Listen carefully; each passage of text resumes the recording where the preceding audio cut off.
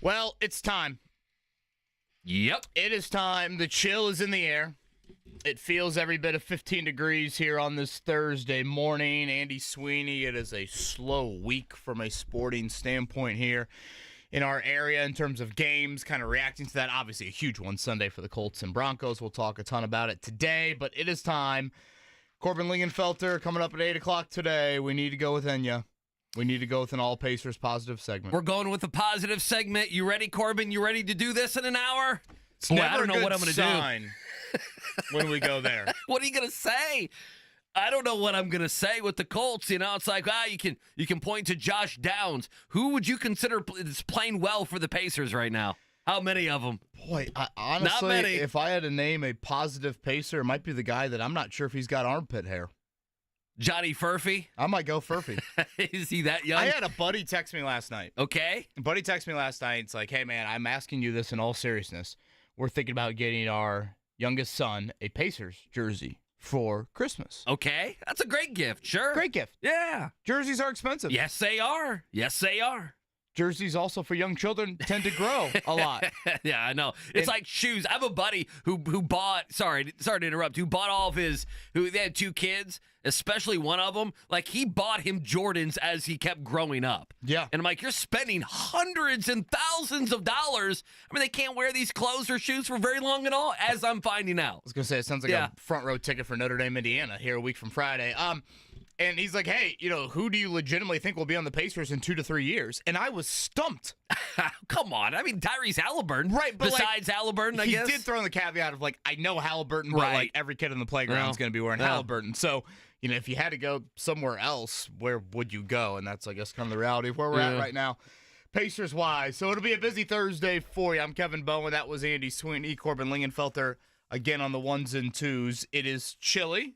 Shout out to those that are taking care of our streets. I thought yesterday I was out and about a lot, kind of post-work and driving the kids around, and I thought the streets were very, very good. And maybe we didn't get as many of the snow squalls as we thought. But I thought the commute home yesterday wasn't too bad, and this morning it was an absolute breeze getting in here. Yeah, at least where I'm at, the squall did not attack Irvington. Did the squall attack you? I got squalled maybe once. Did you get squalled yesterday? But not, again, as consistently or maybe as significantly as I thought. Good. I mean, I was, throwing some salt down on the sidewalk. You did a little salt? I was Okay. do we need it? Better safe than sorry. You need it. You're okay. It's just frigid outside. Thing I need to know is, Max Bowen taking off and all of a sudden falling on his ass and crying for an hour. A squall is a sudden, strong wind that increases in speed and lasts for minutes. So there you go. We all survived a squall yesterday. Congratulations. Andy Sweeney Lofton here on this Thursday morning. Things to get to, obviously, on the Pacers front. They will be in Philly tomorrow. And it looks like Miles Turner is going to be the only real center on the roster for tomorrow's game, and Joel Embiid is seemingly healthy. So we'll see how that goes.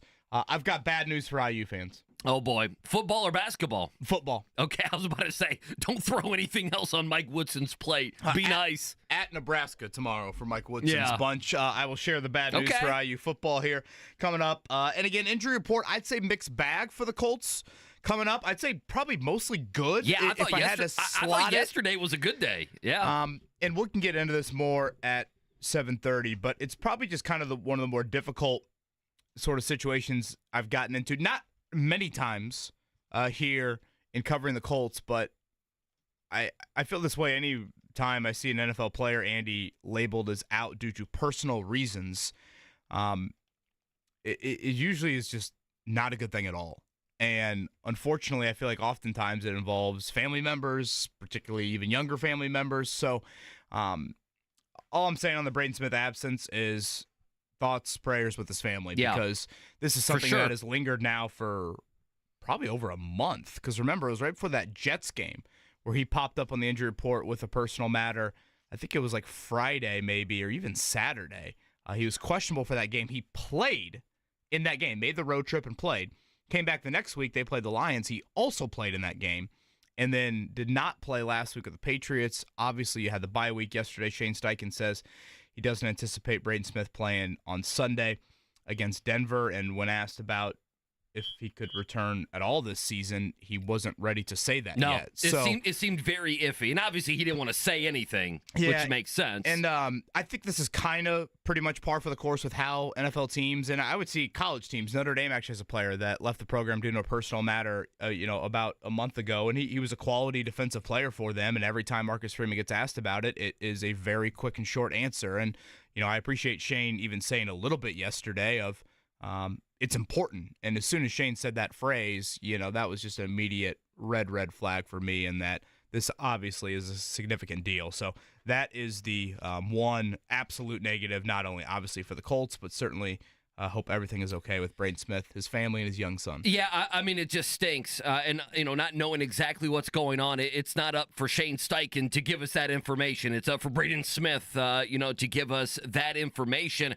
On the positive side, I think there is a chance you see Ryan Kelly. You tell me, you think there's a chance you see Ryan Kelly on Sunday? And then, Josh Downs was out there, and he seems to be good to go. I know I asked about it a couple different ways yesterday. Shane Steichen was like, no, he's back. He's back, and, I would expect him, practice anymore this late in the season, even though you're coming off a bye. It's still not like you're going two-a-days, right? So practice is a little bit different. But, you get thinking about it with both of these teams on a bye, and it is unfortunate that the Broncos are also on a bye because, listening yesterday to the Colts, whether it be Steichen or, the players, of course, Anthony Richardson, we'll hear from him during the checkdowns as we go. One thing that stood out to me is, there is a chance here. Now, the Broncos have the same thing, that this team kind of in a good mental spot, this team in a, what would you say, KB, a pretty good physical spot? Guys are coming back. Obviously you mentioned Braden Smith, but for the most part, this team is going to be relatively healthy now going into the final month of the season. And you combine that with, hey, listen, you got a little trickeration. What can you do that's outside of the box to stay close and to try to win this game on Sunday? Now, the bad part is the Broncos got to buy Sean Payton. He can kind of do the same thing. The Broncos players, they get a rest as well. So it's too bad you couldn't catch them coming off, a difficult game, a Steeler game or a Chiefs game or something like that. But, mentally and physically, I feel like this team seemingly is in a good spot going into the biggest game of their season. That aspect to it, Andy, what tweaks come out of the bye week? Obviously, Shane Steichen's not going to reveal any of that, but I am fascinated to see that play out Sunday for 3 hours. And certainly, like you said, Denver is also in the same boat here, but I think that is kind of a sneaky angle to a game that I expect to go, down to the wire. And, I also feel like the Colts have got to do something a little bit out of the ordinary to find an edge. I don't think, New England and the Jets, they just eventually wilted. I don't think Denver's going to wilt as easily as those teams that are going to be drafting, top 5. And those are your 2 wins over the last month and a half. So I feel like that is vital for this team. Other items to get to here on this Thursday morning. We did get a Big Ten football schedule announced. Oh, yeah. For next year. So we'll give some early thoughts on what the slates look like for Barry Odom and Kurt Cignetti on that end. And, of course, Andy, the news item of yesterday around the sports world. And I will admit, my first reaction to the official word of Bill Belichick becoming the head football coach at North Carolina was laughter. I know you're poo-pooing this way more than I am, but, go ahead. Tell us why you laughed at it. Let me clarify. Okay, why are you laughing? Poo-pooing. I think it's entertaining as hell. Oh, that's what I think. I think it's fascinating. But, Andy, you have to laugh at it. Can you imagine? When's North Carolina basketball's next home game? It's a great question. I would imagine they play this week. I can look it up for you. They play on Saturday, right? Who they got? The Citadel? Let me look it up. I'll find it. Appalachian State. I have to look up ACC now. North Carolina. Yeah, they play LaSalle at 4 o'clock on the CW. Perfect. On Saturday, they play on the CW against LaSalle. Perfect. By the way, North Carolina kind of stinks. They're 5-4. Anyway, go ahead. That's not the point I know you're making. First media timeout. Belichick to midcourt. Oh, with his 24-year-old girlfriend. He's killing grabs it. the mic. He's killing it. He's got his smoke show next to him. He's got $10 million per year. All he says is, Dabo sucks, and drops the mic.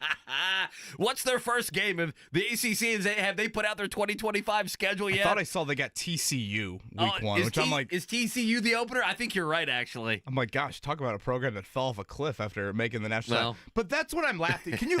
This is why I'm laughing. Can you imagine? Right. You know, they've got Clemson, whatever, week 6 next year. Right. You know, huge game, crowds packed.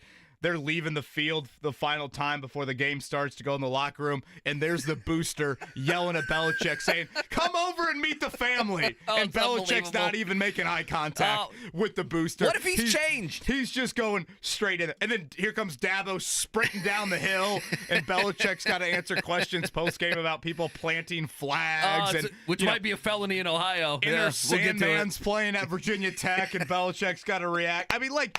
College football is the funniest thing there is. Oh, it is. In sports. Is it not? And now Bill Belichick is a part of it. Yeah. All of it. And he's a big part of it. He's going to be making, what, $10 million a year? Listen to what you just said. We've got legislators in Ohio trying to say it's a felony for planting a flag. And we've got 72-year-old Belichick as a part of all of it right now.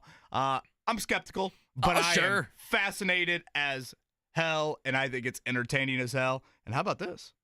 My Irish? Yes. Down to Chapel Hill. Okay. In 2026. Okay, I was wondering. Folks, if Belichick plays his contract out a bit, he's at Purdue in 2027. I was wondering. Bill Belichick, Barry Odom. Come on, let's go. That's 2 football guys right there. Week 2. Coaching some football. 2027. For the people that are skeptical, I don't even care, and I don't mean this for you. I don't even care if it's good or bad. It's the fact that it's happening for me, which is all sorts of fun. And I guess I'm a little bit jealous that he didn't go to a Big Ten school, so it would more directly affect more of our listeners. Now in a couple years, how did obviously. Our poll play out? We I have to look that up. Corbin, you want to look that up? We did our Barry Odom or Bill Belichick poll from earlier in the week. I did see somebody yesterday, and it was just some random account said, imagine telling somebody on January 1st of 24. Imagine telling someone on January that in 2024, Indiana football would be in the playoff, SMU would get the last playoff spot over Alabama, Boise and Arizona State would have playoff byes, Ohio would try to make flag planting a felony, Nick Saban would be the funniest member of College Game Day, Rich Rodriguez would be back at West Virginia, Bill Belichick would be coaching in North Carolina, and Florida State would go 2-10 to whatever they are now, College or 10-2 football. to 2-10. How about that? There's nothing like it. There's nothing like it. It's unbelievable. 10 million annually? Is that what I saw? I mean, why not? Throw NIL out money. Goes from 4 million to 20 million. And again, in the next year or so, NIL's going to change. You know, the IRS is cracking down on some of these collectives. So, you know, they're obviously there's going to be revenue distributed out at universities. How is that going to change things? And then on top of it, you know, how then are you illegally going to move the money like, you know, LSU and other places did for decades? That will be the main question. But one thing I do want to get to is, what does this say about the NFL that nobody wanted Belichick? And you may, I'm not saying you, but you know, the take could be, look what he did without Tom Brady fizzling out at the end there with the New England Patriots. The other side is these organizations, and I even mean if Mark were here, the Chicago Bears, the New York Giants, a lot of them, you know, the Raiders, they're going to fire Antonio Pierce. They hire such bad coaches. And Belichick must have had his agents survey the landscape of the NFL, and nobody was going to hire Bill Belichick. Well, that's the only thing I can think of. I thought maybe the first yellowish flag we got was last cycle. I mean, we had 8 openings, right? And Atlanta was the only one? Yeah. That talked to him? Yeah, I know. You know what's weird is, has he changed now, being in this city and the Colts and all those battles with the Patriots? It is different. Greg Doyle wrote a pretty scathing column and everything about the cheating and everything that went on in New England, obviously, under Belichick. But for the most part, I think Belichick is great with the media. He and Nick Saban both have showed a different side. I mean, and Belichick has been, I mean, he was one of the most hated figures for how many years in the NFL. He's not that way on TV. He's not hated. He's loved. We're on to Boston College. We're on to Dave Clawson in Wake Forest. The other thing, and I tweeted this out, there's We're going on to be to Old Dominion. Corbin. I have no idea. Where we'll all be. Okay. Does Corbin have our poll up? Do we have our Barry Odom, Bill Belichick all right, poll? go ahead. Give us the poll. What's happening?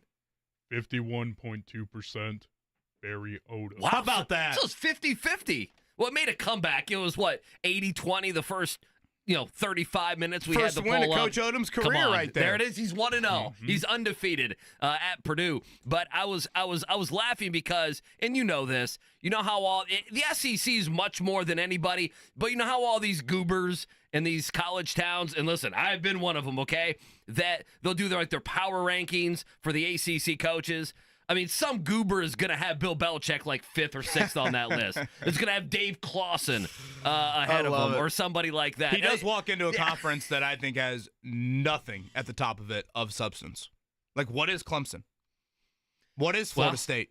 Well, Florida State's probably the bigger question. I mean, right now, Clemson, Dabo's. Clemson can at least go. They can wake up and go 9-3. Right, That's how I view Clemson. It was a mirror. I mean, what's our best ACC team? Is it SMU? Probably, and they showed up 5 minutes ago. So yeah, that's what I'm getting at. Is you walk into a conference where the perennial power is no longer the dominant Clemson team of the Watson Lawrence era. There. Plus, you walk in KB to a bunch of schools that football is not always the biggest thing, and they don't have all the resources. What's different in the Big Ten and SEC is, they can go out and they have resources and they can pay. In the ACC, Boston College and Virginia and Wake Forest and some of these teams, they just don't have any of those resources. Duke. So I would imagine Belichick's is gonna pick on some of those guys. But just imagine if you're another coach going up against Bill Belichick.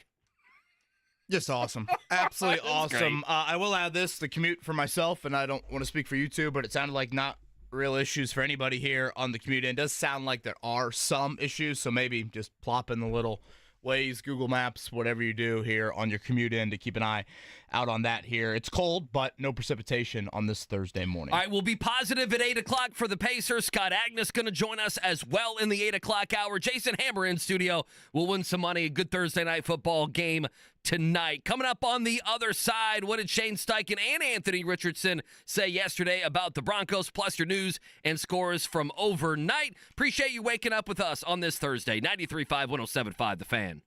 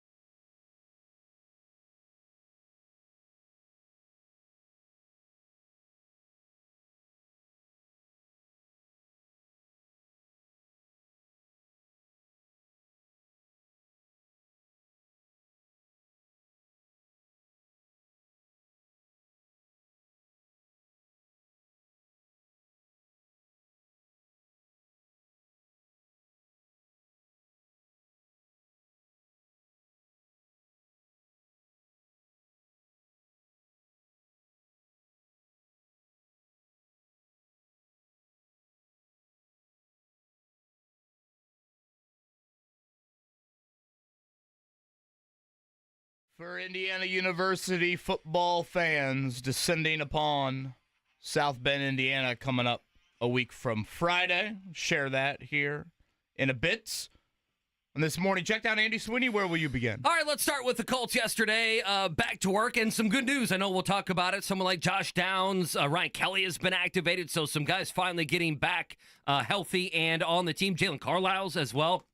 I know a guy who flashed a little bit earlier on in the season. Let's start with Shane Steichen. His message to the team, his message to the locker room as they get ready for the biggest game of their season. Knowing, what's at stake. We know it's a huge game going in there. We got to handle our business. We know it's going to be a four-quarter fight. They're playing good football right now. It's going to be loud. It's going to be a hell of an environment, and we got to go handle our business. Now, as for Anthony Richardson, something, KB, we've talked about here on this show, easily, to me, the biggest game of his career if you go back to Florida, and obviously a short time in the NFL. Didn't play last year, of course, in the final week of the season against the Texans. And Richardson was asked that, is this the biggest game of your career? I wouldn't necessarily say it's the biggest one of my career. I feel like every game is a big game. The last one we just played was a big game, so every game I approach is a big game to me, so I'm just trying to get a W. It's a nice thing for Richardson to say, but it is the biggest game of his career. Currently, the spread at 4. It opened at 4.5. Yeah, and Denver did have one injury yesterday of a guy that didn't participate, and that is a key piece to their defense, and it's good news for the Colts, so we'll share that here upcoming in a bit. All right, it was announced yesterday, College Game Day will be in South Bend as well, coming up a week from Friday. They'll actually double dip it. Did you see this? I They'll did. be in It's a good South idea. Bend Friday, then they'll slide over to Columbus for Ohio State, Tennessee. Is Ohio State, Tennessee the nightcap? Oh, goodness, I should know that. Hang on. I probably should have looked that up. Well, Apologies. yeah, sorry. On Yeah. that end, that's on me. on Vince just a Vaughn second. was the guest picker. It is. It's the 8 o'clock game on ABC and ESPN. Yeah. I figured it was. That's the game, man. Yeah, That's the one. That makes total sense given the history of those two programs. Well, So- and the other two games are on TNT. You know, Oh, yeah. that doesn't always matter. You know, game day will go to a game that's a Fox game or whatever, but that is the ABC ESPN game. Is this the third time that Indiana's been involved in a college game day? Road or home this season? It's the third time, yeah, right? if you include Fox, right? Yeah.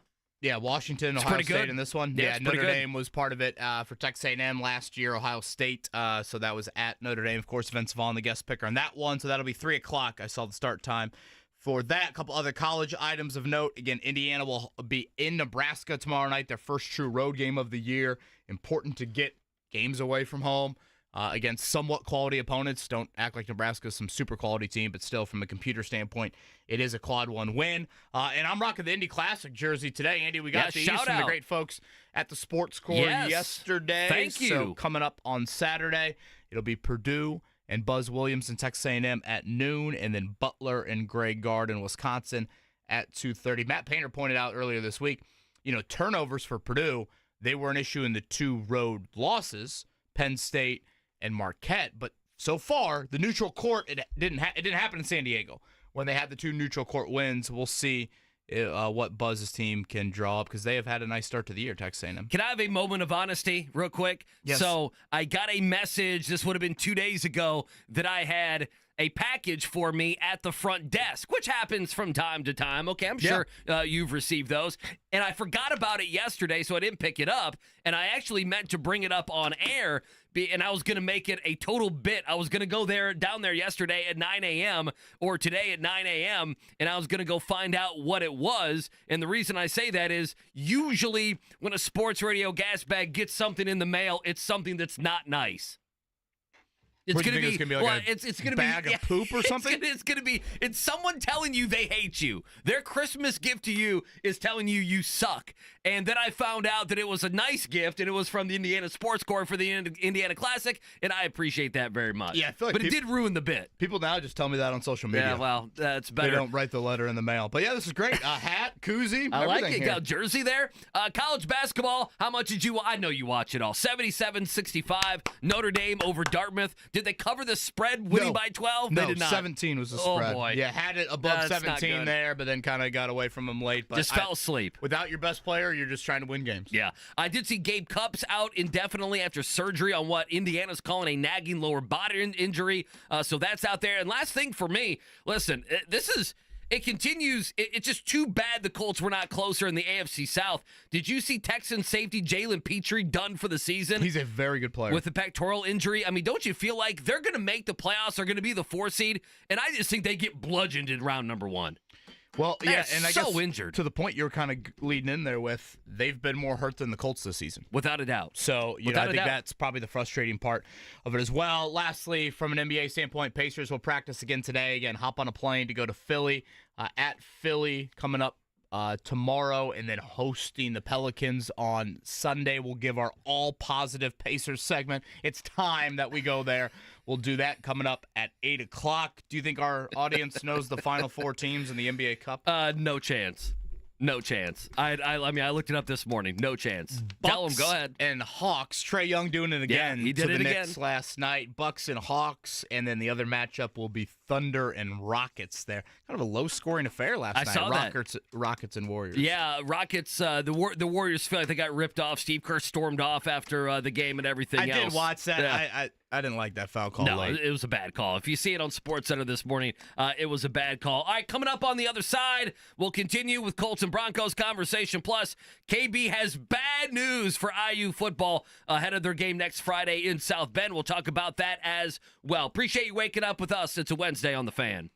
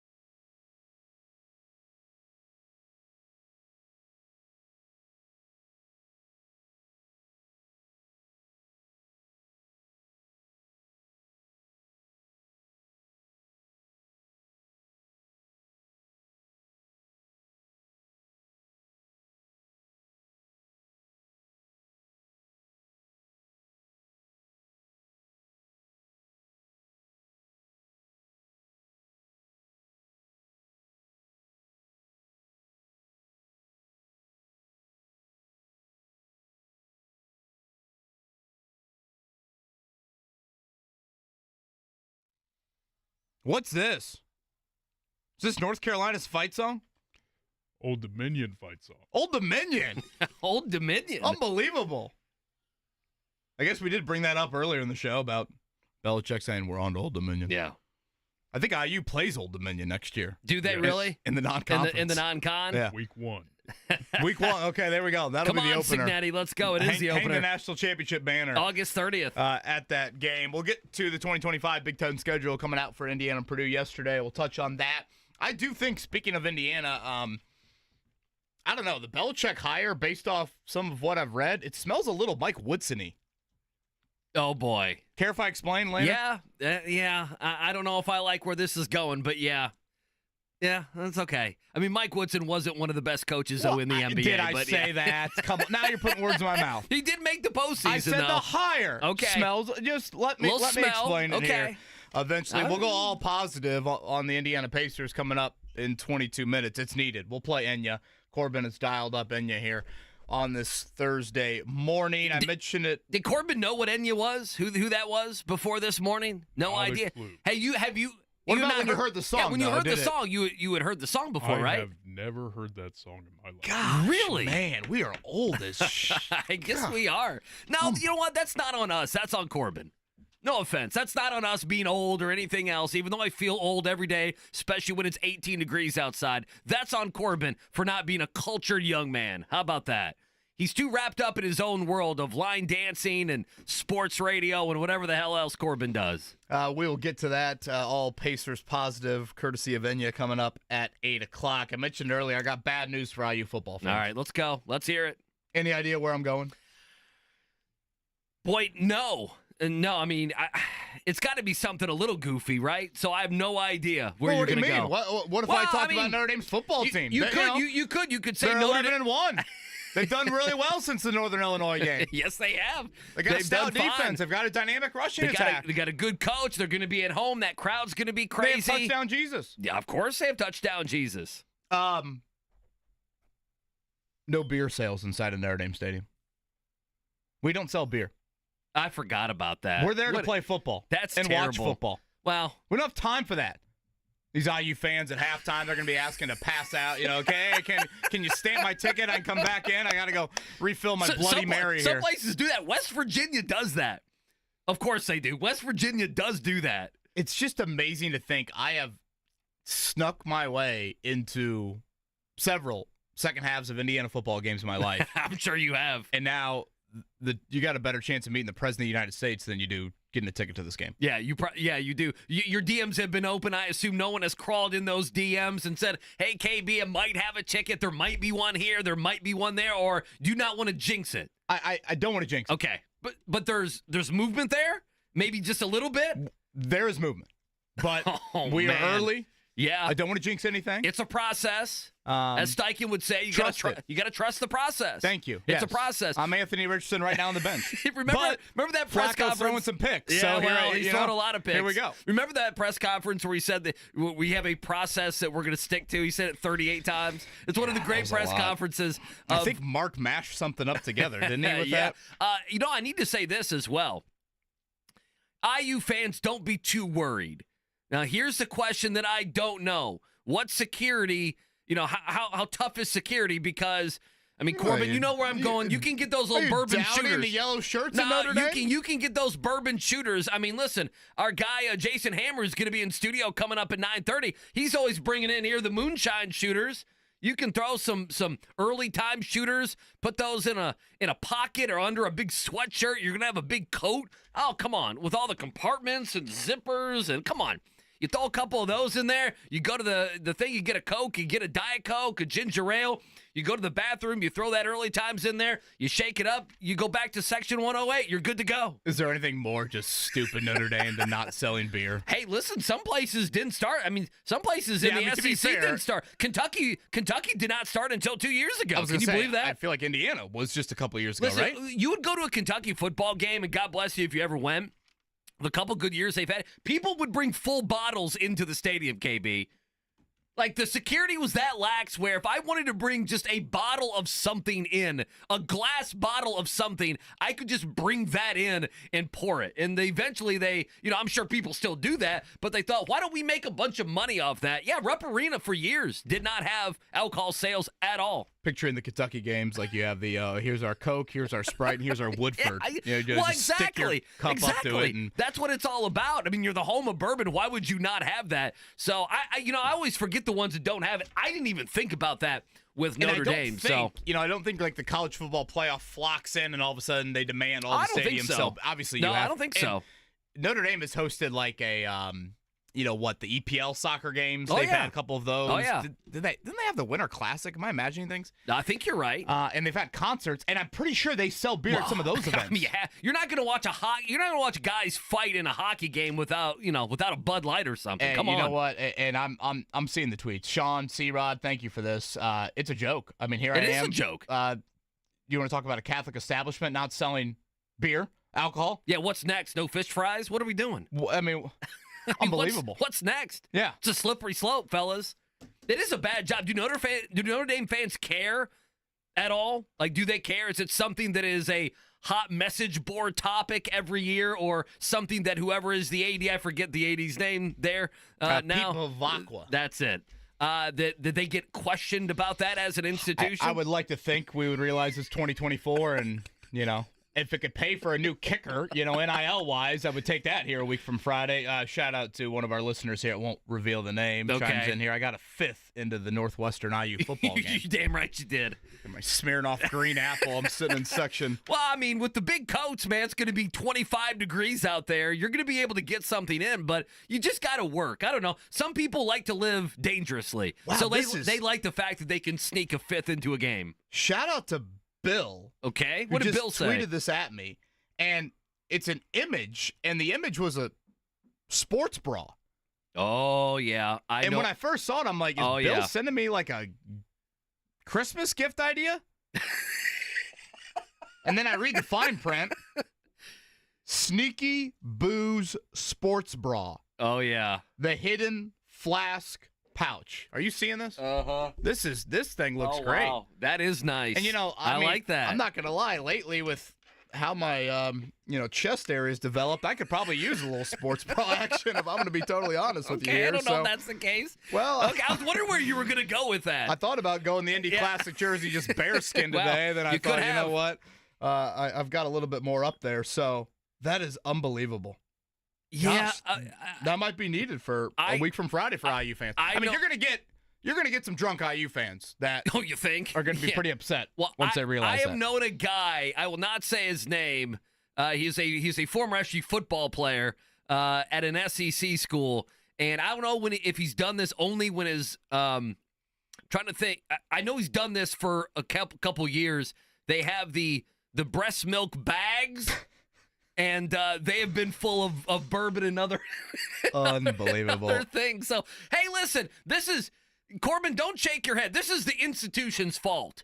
This is Notre Dame's fault for making us have to get breast milk bags to bring in some early times or Jim Beam. Come on, you know me. Come on, I'm psychotic about the Irish. There's no defending this. There is none of it. There's really not. It's a joke. I'll never forget Maddie's reaction last year when we go to the Notre Dame Virginia Tech basketball game. I mean, you want to talk about now, I'm upset with my wife a little bit. Right. But you want to talk about wife of the year?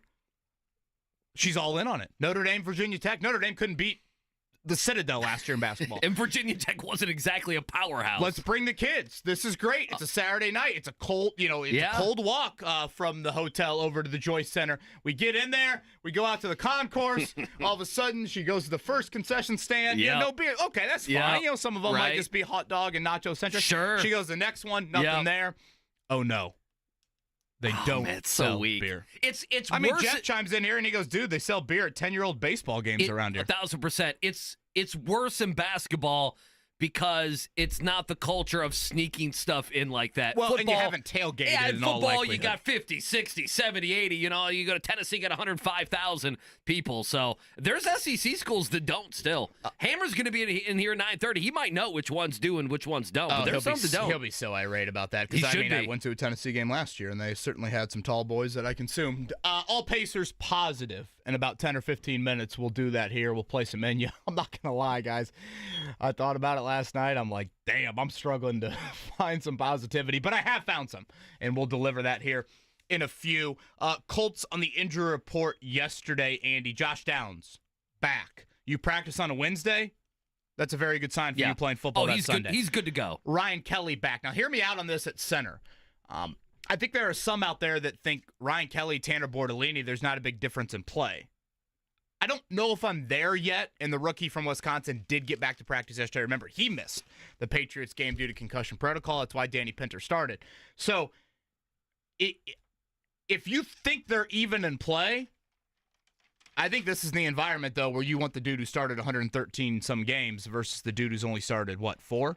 I think that is a difference. Even if he hasn't played in a number of weeks, Ryan Kelly? Even if you coin flip it and say, yeah, they're about the same, or I think this is the first real environment game. Maybe week 2 against Green Bay kind of had some of that, but I think this is a legit crowd that's going to be into the game for a while. I don't think New England was that, and I don't think the Jets was that. So I actually think that voice of Kelly can matter a whole lot here coming up. So, again, those were the positive signs on the injury report. I would throw in Denver missing Riley Moss. He was their second corner who was out against Cleveland on Monday Night Football, and they picked on Levi Wallace all night long. He got benched. Denver's worked out corners this week. So, on paper, Andy, the Colts are healthy at wideout, it looks like, and Denver is not at corner. So, again, how do you take advantage of that matchup? Yeah, who do you think? Do you think they'll shadow one wide receiver or Surtain? I know yesterday, Surtain. Who would you shadow? Well, I know you could say Michael Pittman, but Pittman's had I do a fantasy football article for the website. I think he's only had one game in double digits fantasy wise, or just a couple. So it's not like he's been much more than 4 catches for 50 yards. Right? I mean, that's roughly what he's been. Surtain did say yesterday that the main thing they need to watch out, himself and the defense, are the deep shots that they're going to take. And, I mean, obviously in this game, you think about Denver's defense, you're going to have to hit Alec Pierce deep. Don't you feel that's going to be the case? It's good that Josh Downs is back, and that matters. And if you can get 4, 5 catches, 50, 60 yards for Michael Pittman Jr., obviously you want more, but for this season and how the offense has looked at times, I don't think that would be bad. You're going to have to hit Alec Pierce deep in one of these. The one thing that has missed from Anthony Richardson in the return is I don't think he's had the home run lately.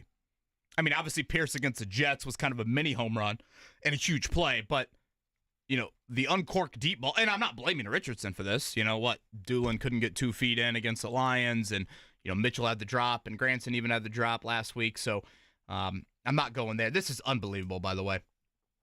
Well, you mentioned the sports bra flask earlier. Yeah. Jeremy, go Pong tampon flasks. He says these work as well when the wife attends. $9.99 on Amazon. The poor Amazon people are trying to get the presents out to families all over the next week and a half, and they get this order that is just that, Corbin. And they're like, is this for Christmas, or is this for the college football playoff? Jeremy's meeting them on the front porch, just grinning ear to ear. I'm looking Grins at it. as wide as 465. Oh, it's so stupid. That's so good. I'm looking at, man, you might want to get one of these. I'm not kidding. That's a great idea. I had not heard of these, and I'm actually scolding myself for not having heard these. Hammer texts me and says, doesn't Notre Dame have some sort of deal with Guinness? Montana did their commercials. Well, I don't know if that's... It's a great question. I mean, obviously, you go over to Ireland, that's the big one that a lot of people drink. Again, I am not defending Notre Dame.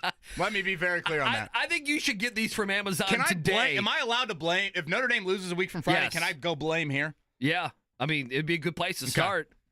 Or you could blame the coach or the quarterback. I need to start or the the kicker. list of excuses. The 5 or 6 injured starters is certainly atop the list. What's the kicker's name? Mitch Jeter. Okay, so I feel like that's a name that, Corbin, we need to write down in our minds. Corbin, look up Mitch the last Jeter. time Notre Dame's made a field goal in a game. I swear it's been over a month. Is it that bad? They missed a 27-yarder against USC. Boy. Right down the middle. That's not good. 27. And this kid hit a huge, he hit, I think, 2 big kicks against Texas A&M on the road. He got hurt. I have your answer. And then they've kicked a bunch of walk-ons. Let's see. Can we find a soccer player? You haven't made a field goal since the Florida State game. That was November 9th. That can't be right. Yeah, over a month. That is a staggering stat. No way. And have attempted several. It's not like they haven't attempted field goals. Yeah, but it's not even that many. So they've done away with the field goal. Well, that and they've also basically, tried they've just done to away have with it. Other kicker and the IU kicker's pretty good. Gotcha.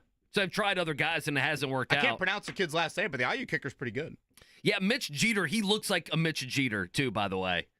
Yeah, he's a South Carolina transfer. Yeah, he looks just like it. Boy, he hasn't made a field goal since Florida State, KB. It's going to be a month and a half by the time we get to the game. All positive on the Pacers in a few. Some Bill Belichick thoughts also upcoming. Reminder, Scott Agness, 8:30. Jason Hammer, win you some money, 9:30. What is it, a 3-point favorite tonight, the 49ers at home over the Rams? I believe so. This is a big game in the West. I mean, the Niners win tonight. They'll be 7-7. The Rams win tonight. They're 8-6. The reason I bring that up is probably the Chargers. You look at right now the Chargers, not the Chargers. The Rams. The Rams right now would be on the outside looking in, but they're like that next team. To me, there's only a couple teams that have a chance to still make the playoffs in the NFC. The Rams are probably one of them. It's a big game for them. I need Stafford bad tonight. How many leagues did you make your playoffs in? 2 of 4. 2 of 4. Which for me is like, yeah, I should do a parade. I should do the Colts wild card banner or whatever it's called. I'm the same, but one of them doesn't totally count because I'm in a rebuilding mode. Remember the one where it took me 4 days to do the draft, where you had to do a pick every 8 hours? Remember that one? So you didn't make the playoff in that one? I didn't want to make the playoffs. I made some strategic. You wanted to waste 4 days of your life? Well, I mean, I've had this for like 15 years. This is the long haul. Okay, I'm Jim Irsay. I'm in it for the long haul. I'm not going to fire my general manager when they have a bad season. By the way, or 2 or 3. Come Belichick hired Michael Lombardi as his GM. Didn't we have Lombardi on like a month and a half ago? I could have sworn we did. Yeah, he does VSiN radio, and it wasn't Lombardi. It was Lombardi who went on with McAfee and dumped on Gus Bradley for weeks. Remember him? That was right. I always get him and Tannenbaum mixed up. I do too. You'll know Tannenbaum because he's on ESPN a lot less. And didn't he's the one that had the crazy trade scenarios, like such and such and trade their best player for like 3 other players. Like that's his calling card. But no, Lombardi, yeah, he was on with us. I mean, he did a book tour. He wrote a book, if you remember, a couple months ago. All right, I've pulled up these field goal stats. Since September, Notre Dame is 3 of 2, 4, 6, 8, 10. 3 of 11 on field goals. That's a staggering stat. They've missed 6 in a row. I can't believe that. And they're 3 of 11. And and the field goal distances are 42, 32, and 28. It's not like they're, booming in 45-yard field goals. Yes, Notre Dame is a kicking issue. Wow. Yeah, so I can't even say from 35 in you're good to go. Oh, you don't feel that. You don't feel that way at all. I watch every extra point. Usually a college extra point is like immediate go to the fridge. Sure, not anymore. I sit there watch them. No, you're college kicker on steroids. That's basically 100%. what you are. That's actually a big piece of the game. Of course, it could be good. You're 4th and 4. You don't want to kick a 44-yard field goal. You go for it. It leads to a touchdown. Or the other way, it leads to a short field for Indiana. Thank you to Dave. So, Dave, the past 20 minutes of the show has been excellent. Thank he just you, tweeted Dave. at us. Oh, there you go. It'll be up on the podcast. And we'll continue it with Enya coming up. Let's take a break. On the other side, you're exactly right. We're going to do positive Pacer talk for 3 minutes. Plus, IU football's 2025 schedule came out yesterday. What did I notice? We'll get to it. We'll do it next. Your 8 o'clock hour around the corner on the Fan.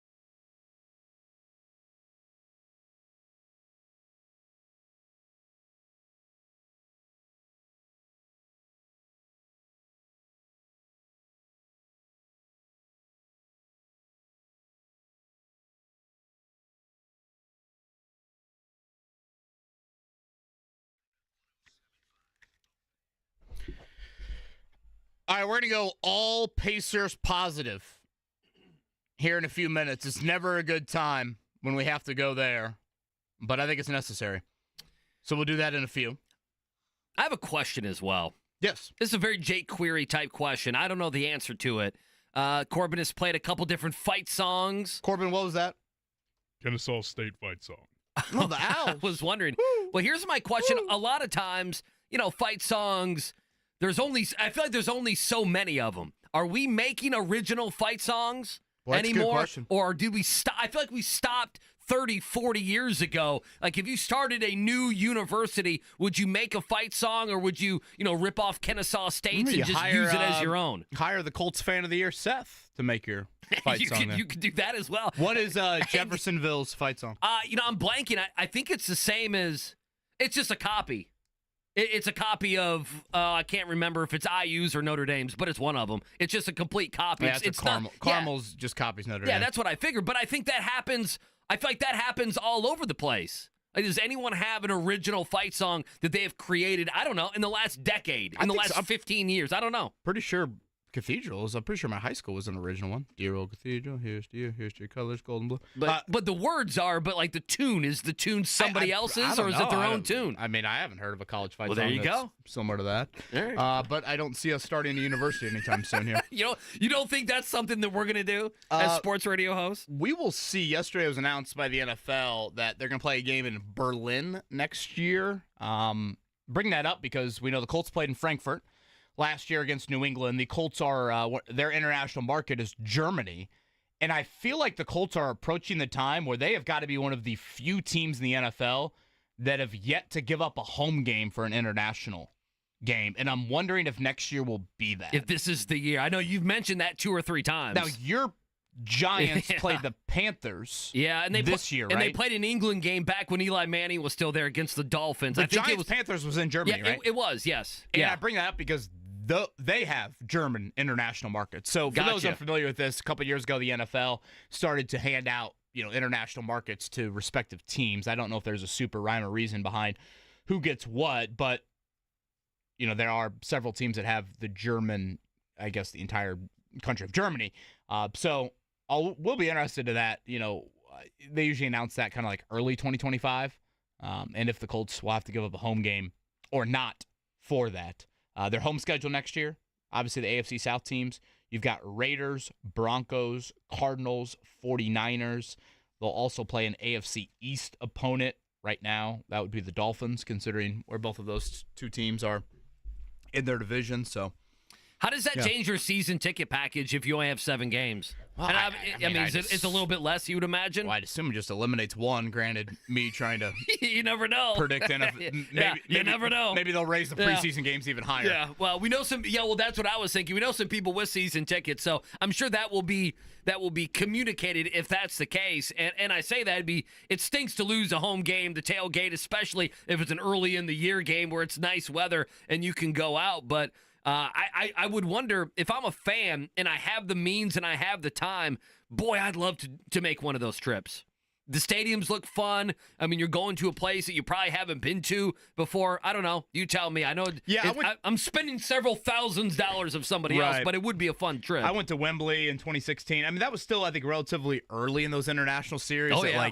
They did a Fan Fest event on Regent Street that Friday. I mean, it was packed. I'm sure. It was nuts. Does it still have that same appeal? Now, again, we've played in Frankfurt. Berlin, have we played there yet?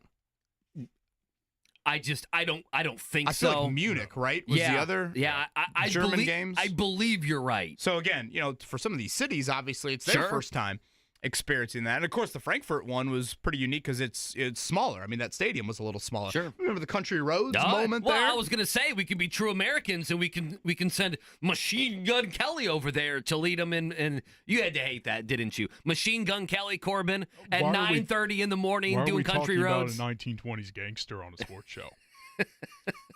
Did I see he broke up with his significant other? No, Megan Fox. Maybe I was seeing things. They're vampires. You want to get into the Pacer conversation? They are vampires. We're going all positive Pacers. We asked Corbin at the start of the show, had he heard of Enya? He said no.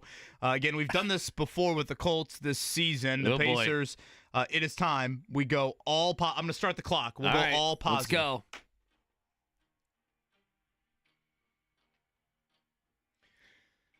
Imagine a college team that had this as their fight song. We going full 3 minutes here? Well, let's what do see you how wanna do? far. Are you lead us off, and as soon as you start going, Okay. I'll start the stopwatch. Okay, so number one, a positive take for the Pacers would be this. Kevin Bowen, they've been close in these games, late in the game. They've been tied late in the game. They led late in the game. They've been in these games. So all they need to do is just fix late game situations, and they'll have more wins. I mean, they led the Hornets the other night. They were right there with the Nets. They led the Raptors, the Grizzlies. Even they led in the first half by 17, I think it was. So, I mean, listen, you just tweak a couple things. You make sure the game goes 48 minutes instead of 44 minutes, and you're good to go, and you add some wins to the ledger. So that would be my number one. They've been in these games. They have tied or led these games late in each contest. Gosh, that is such a sorry one to lead off with. Okay, they rank top 10 in a couple stats. Okay. They're 9th in the league in blocks. They're 9th in 2-point percentage. And they're 6th in overall field goal percentage. So again, the NBA sends out these stat packs. They're about 30-ish stats. Of the 30, I can only find 3 where they're top 10. So that's not. Well, again, I got to be positive. Let's focus on those. Yes, settle down. 9th in 2-point percentage, 6th in overall field goal percentage, 9th in blocks. Mike Woodson's like, wait a minute, 2-point percentage? That's great. Mid-range jumper. Let's go. I feel like that's just all TJ McConnell. Yeah, well. You know what? You're exactly right. It is TJ McConnell. My other one, if the season were to end today, Kevin Bowen, guess what? The Indiana Pacers, they'd be a playoff team. They'd be the 9 seed. They'd be in the play-in, but we're talking about a playoff team. All hope, not lost. Indiana Pacers right now, as bad as they are, 10-15, they're a playoff team if the playoffs started tonight. How about that? Gosh, 10 of I know 15 teams making the playoffs. But by the way, they're one loss away from not being a playoff team. So if they lose on Friday night, the data might change. Oh, I'm going to go individually to, again, the man that I talked about earlier in the show. How about Johnny Furphy? Okay, yeah, Furphy might be the best one. I mean, right now, I feel like, expectations were a lot of mad anti moments for him here this season. He's been needed with the big club, and I liked what I've seen. I don't think it's anything too crazy, but more than just a shooter there for Johnny Furphy. Corbin's telling us we have 1 minute. Well, Corbin, you might have to restart Enya. I mean, we've got a little bit more positivity. We have so many. I mean, I would say Benedict Mathurin averaging 18 points a game. He's been healthy. That's my end of my Benedict Mathurin. He might get sat on the bench here in the next 3 weeks. But right now, he's 18 a game. Second leading scorer. Your boy. Hear me out on this. Okay. The Pacers are 29th in attendance. Now, some might say that's a negative. No. We're spinning this. What does 29th in attendance means? They're not last? No. It means they've got plenty of open seats to come watch them. That's a great point. Some $5 tickets. You want to dial up StubHub for Sunday? Pacers, Pelicans, Sunday. Gamebridge Fieldhouse. You want to know the cheapest ticket on StubHub? I'm going to say $4. I mean, Brandon Ingram's not there. Zion Williamson doesn't play basketball usually. You can get into Pacers, Pelicans on Sunday, 5 o'clock tip for dos pesos. I have to pay the $12 fee, but you'll be good to go. $2. It costs more for a bag of Cool Ranch Doritos at your local gas station than it does to go to Pacers, Pelicans. I'd like to go to that game, actually, but it's unfortunately on top of the Colts and Broncos. I was going to say 5 o'clock. The biggest game of the NFL season right, for the Colts. Is that enough? Did you leave any in the chamber? Yeah, I got 2 more. It's December 12th. Yep. Game 26 of 82 tomorrow. It's early. There's some positivity. The early, you had to go with that one. And then lastly, I mean, we talk about LeBron at 40. We talk about Tom Brady at 46. What Boomer continues to do is just amazing. He's an unbelievable Panther. He is a creature. He is an entertainer. Sure. He's worth more than worth the $2 price of admission for Sunday. So the fact that Boomer has stood the test of time and he is thriving into his older years is rather incredible. My only one that we didn't get to, and I'll do it here, with the cutting of Moses Brown, there's help on the way. You're going to get a new player on the Pacers probably sooner rather than later. 4 minutes, 22 seconds. Not bad. All positivity on the Pacers. We did pretty good. I thought the Colts one maybe it was a little bit better. Maybe. But we'll see. Well, the 53-man roster provides the opportunity for a little bit more individuals. Yeah, it does. I don't know. Maybe I should have thrown in Quentin Jackson. Was that like a fun 2-night story in the NBA season? I guess. 10 and 15, the Pacers, they will be again in Philly tomorrow. Philly also has had all this time off, and last time they did play their big three, Maxey, Paul George, and Joel Embiid. So, something I want to ask Scott Agness, and I'm glad Alex pointed this out earlier in the show, of I don't know how the NBA works. Can they just call up Jahlil Okafor for one night? I mean, Miles Turner's it tomorrow night against Joel Embiid. Yeah, Miles Turner gets 2 fouls walking off the bus against Joel Embiid. Yeah, what are you going to do, right? You're going to send Enrique Freeman out there to get roasted all night? I mean, that's what you're looking at. So, yeah, that'll be something to throw Scott's way. Paul George played 35 minutes the other night, too. And he survived it. The Good Pacers for him. lost to Philly earlier in the year without Paul George, without Joel Embiid. Maxey had that big night. All right, Big Ten schedules announced yesterday for 2025. Obviously, it looks a bit different for both Indiana and Purdue based off the 18 teams in the Big Ten Conference. Anything stand out to you schedule-wise? Yeah, well, I mean, I think for both Indiana and Purdue, and I love when they do this, and the schedule makers don't always do this, and that is you have a bye week before you play each other. So sometimes that doesn't happen. I know pre-bucket bye week. Right. It's November 22nd would be that off week. Then November 29th, obviously, would be the Bucket game. So I think that's the first thing. I always look at the beginning, too. New teams, new quarterbacks. If you're Barry Odom, you might have an entirely new team, right? A new system and everything else. And if you're Indiana, that's what makes this so difficult, which I want to get to here in a second is, you also are going to have new players, new quarterback, and everything else. So for Indiana, it's Old Dominion, Kennesaw State, Indiana State, and then for Purdue. I mean, what are we doing? Listen, can you play? You name those three teams again? No, I mean it's rough. Old Dominion, Kennesaw State, Indiana State. I mean, are all three of those FCS? And I would say that for any team that is listing those. If you are in a Power 4 conference, you cannot be playing three teams that wouldn't win the 3A state title. It is fair that last year and this year now, or this year and then in 2025, that's the non-conference schedule. But this goes to my point, and it's two-pronged, and you brought up one of it is, at some point, is Indiana going to do what the conversation has been around the college football playoff and schedule anyone in the non-con? Or is it going to be like we heard from all the belly aching with Alabama of, why would you schedule anyone if you're in the Big Ten or SEC? Just have the conference be your strength to schedule. So I don't disagree with that. But my real takeaway was more Indiana than Barry Odom, okay? And Barry Odom, by the way, will be at Notre Dame on Saturday, September 20th. So go ahead and mark your calendars for that one, KB. But my real takeaway was... They got USC right before that. Yes, they do. So they're not as easy as the Hoosiers. My real takeaway was, when you're a fan of a team, you go look at your schedule, and every fan does the exact same thing. Don't we all go out there and we immediately go down the win-loss record?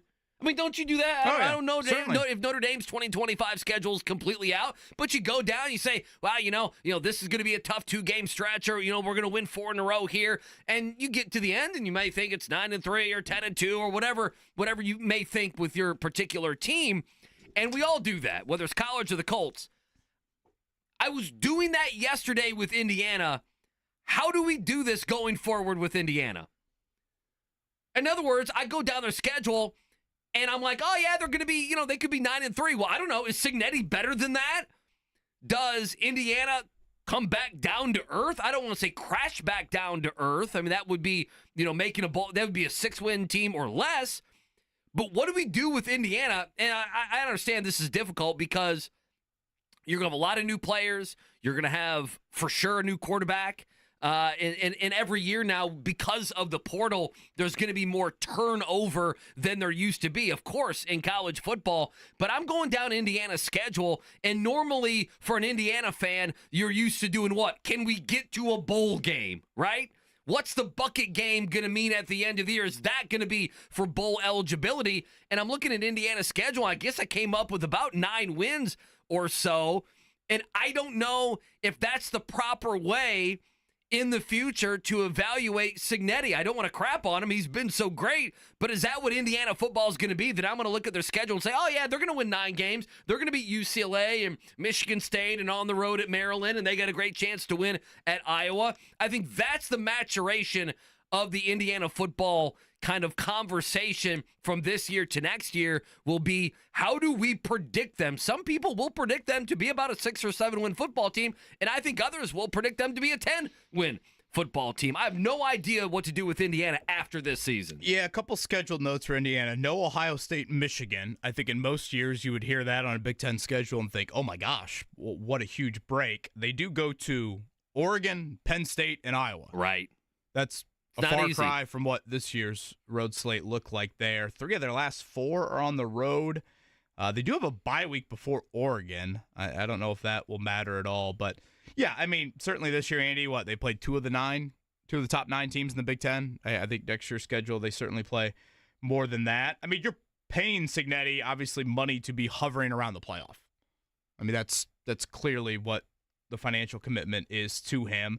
They're going to have a lot of portal hits again, and I don't think the portal hits will just be as JMU-y as it was, this past year. I would agree. So they're going to have to do a little bit different. Granted, NIL is continuing to rise down there. So, I don't know. I'd probably set the over-under at 8-ish?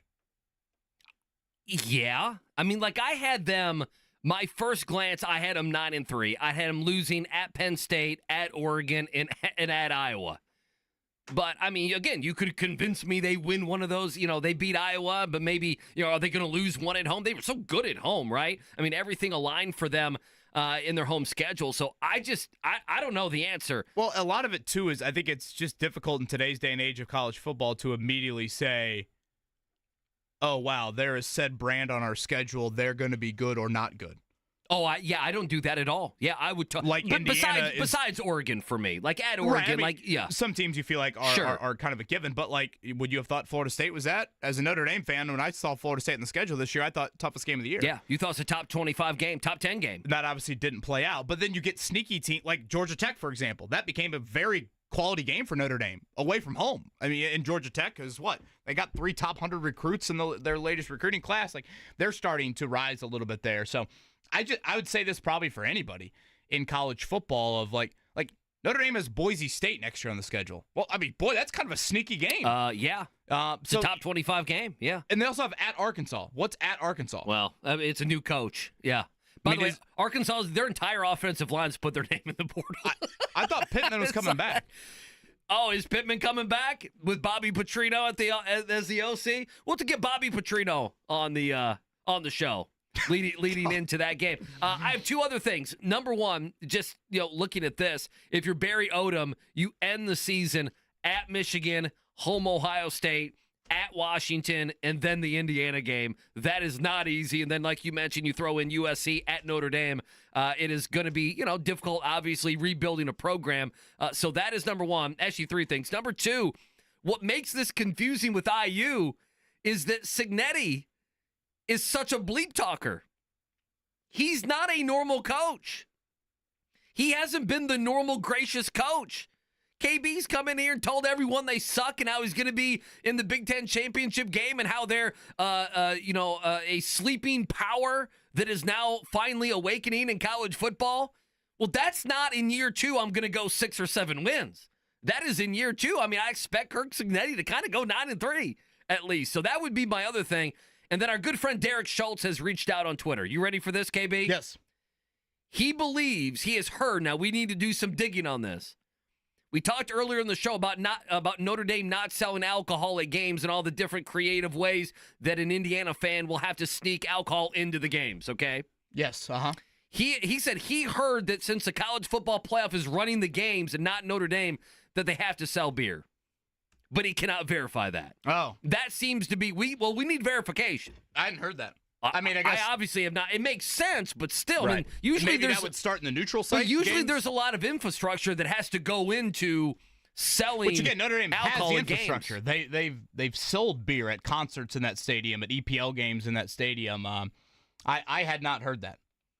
Well, I mean, this is all I care about the rest of the show. The next hour and a half. Yeah, and I don't know. Maybe I guess ticket allotments have been slotted out, right?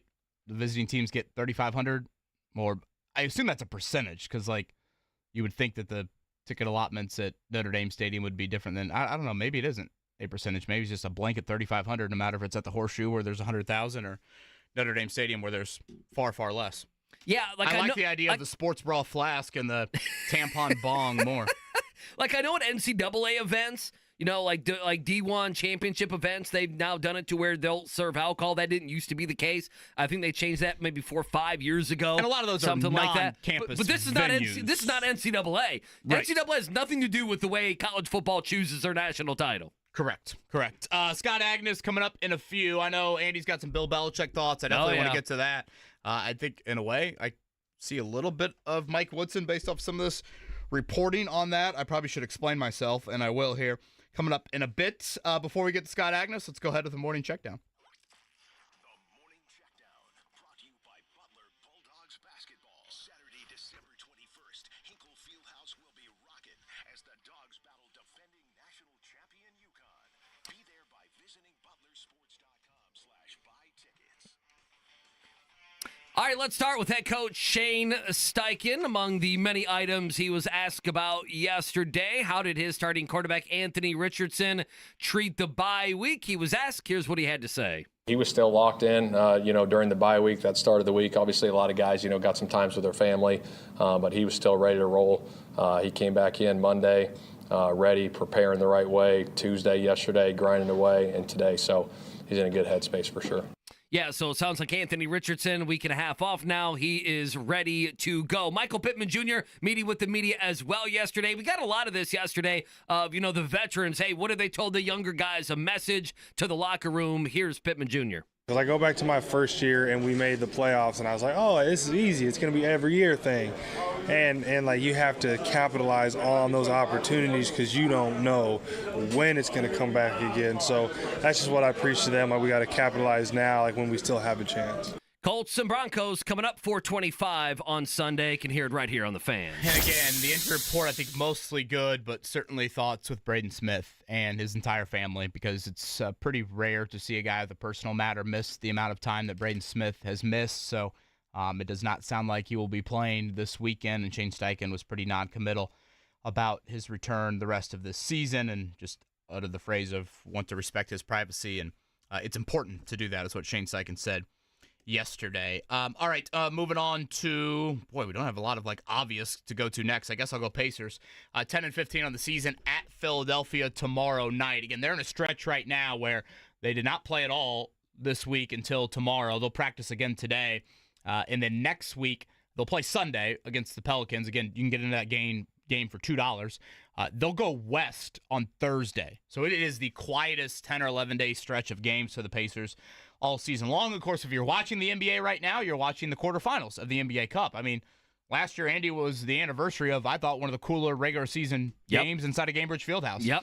Pacers beating the Celtics to punch their ticket to Vegas last night. You saw Atlanta do that. You saw Houston do it. So our final four heading to Vegas will be Milwaukee and Atlanta, Oklahoma City, and Houston. Yes. Couple injury updates. We mentioned this earlier. Texan safety Jalen Petrie done for the season with a pec injury there. That's a huge injury, by the way, for them. So we'll see if they can survive this. And then, Corbin, help me here if you don't mind.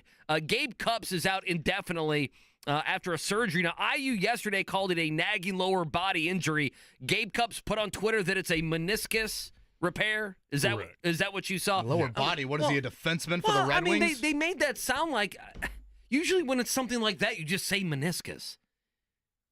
They made that sound a little bit more daunting than it needed to be. On Marcus Burton, I know. Colleges are just it's ridiculous. Yeah. Thursday night football tonight, 8:15 on Prime. Rams on the road there, taking on the Niners. For those on the YouTube chat, rocking the Indy Classic jersey today. Andy's got his. Oh, yeah. It is coming up on Saturday. Again, reminder, it'll be Purdue and A&M. That is the first game at noon. A&M's had a nice start to the season. Wade Taylor's a very good guard for them. That'll be CBS at noon. Butler, Wisconsin. Wisconsin has been kind of a surprise. I know they lost earlier this week, but they've been a surprise, I think, early in this season. So a couple top 25 teams coming to Gainbridge Fieldhouse for that one. Butler needs it, certainly, after the loss earlier this week. to North Dakota State. And a reminder, Mike Woodson and company off to Lincoln later today. They've got Nebraska. I believe it's a Fox game tomorrow. I think it's the Friday Fox game. It is, yeah. And Nebraska qualifies as a quad one win. So important for Indiana to start to get some of those on the resume. They will head out there for their first Big Ten road game. Japanese Buddy Hield no longer at Nebraska, correct? I know. How's he doing with the Mad Ants? I have no idea, but occasionally Tominaga. I'll see some retweets around the Mad Ants, and it makes me miss him because we loved him so much a couple times Remember how much last swag year. he had? Oh, that dude was awesome. Oh, I've got his Mad Ant stats. Would you like them? Sure, go ahead. 8 games for Keisei Tominaga. Okay. 6 minutes off the bench. Okay. He's averaging the least amount of points of anybody on the Mad Ants. Oh, come on. 0.9. I don't like that. He should be on the Pacers. To hell with the Mad Ants. The guy should be on the end of the bench. He's shooting 9% from 3. Oh, no. Oh, no. That bothers the man me. that wrecked Big Ten teams He wrecked Mike Woodson. can't throw it in the ocean. Didn't Woodson get ejected from the Nebraska game last year? Am I He imagining might things? have. He probably should have. Let's take a break. Coming up on the other side, how do the Pacers turn it around? Scott Agness, he joins us next.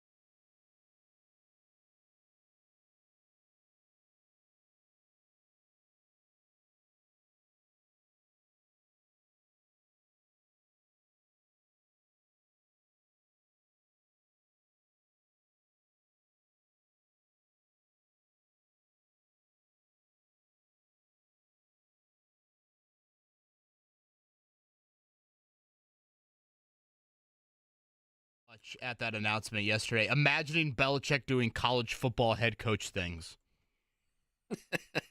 I just want to know if Steve Belichick's going to bring that sweet mullet with him. So is he the coach in waiting? Was that announced? That hasn't been announced yet. I wonder if that comes out. I really do believe, can Belichick split here in a year or so or in a month or so if an NFL team wants him? That Could to you me, imagine? well, hey, listen.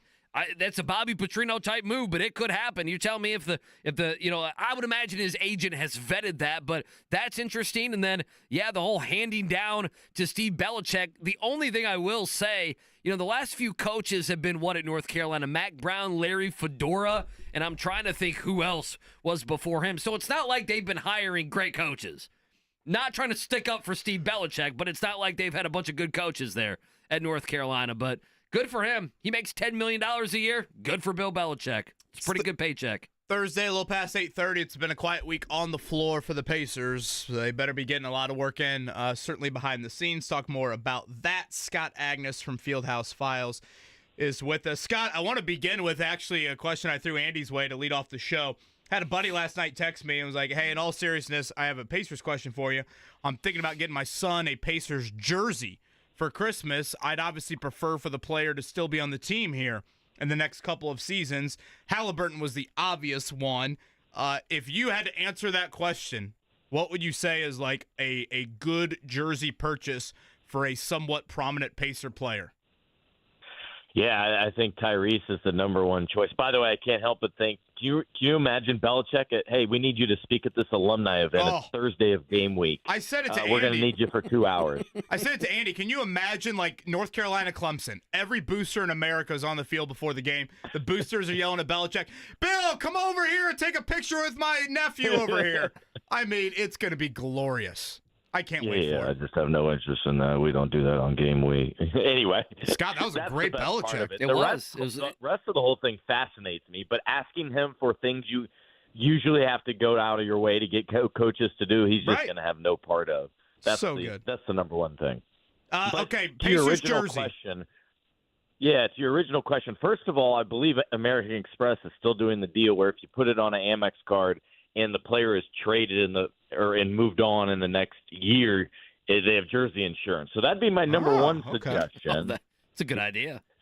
Yeah. Secondly, I think you start with Tyrese, and then, Nemhard's the next name that comes to mind. That's what I said. The ironic part is they play the same-ish position, right? In the past, it's been Miles Turner. But he's been around 10 years, but he's approaching 29, so that one doesn't add up, and he's in a contract year. So I'm not sure you can go anywhere outside of the point guard spot. Yeah, I think you're probably right. I think that's the safest. T.J. McConnell. Here you go. It's T.J. McConnell. Well, I had a buddy come to a game last year. I think they were – I'm trying to remember. It was a bad team, but it was a Sunday game where nobody played. I don't know if you guys remember this. The other team didn't play anybody, and the Pacers didn't play anybody, but T.J. McConnell played. My buddy bought his son a T.J. McConnell jersey from the gift shop. I'm like, well, he'll be there. And then he re-upped this year. Your gut tells you what about this team the next month and a half, Scott, whether that be trade deadline, an acquisition of a big. If they turn it around, I'll kind of let you go whichever avenue you want. What does your gut tell you is going to happen here in the next month and a half or so? Yeah, I think, first of all, I think they'll come together a little bit more. I think it was such a disruptive start to the season, and I even go to the preseason where now I'm glad I kind of pointed that out. Back then, nothing was clicking. Remember, they weren't playing well. They had like one good quarter, the starters, and I was like, I know it's preseason, but this is a little concerning to me. Well, that kind of laid the foundation for what this season has become. Now, then they had those injuries, and I'm telling you, seeing two of your teammates go down with the same injury, probably the worst injury in the Achilles, within 10 days, that's got to take a toll on you a little bit as well as you try to figure it out. So the hope, you would think, is they got to navigate these next couple of weeks fairly well, sneak out at least a couple of games during this rocky part of their schedule where it's intense and some of the best opponents.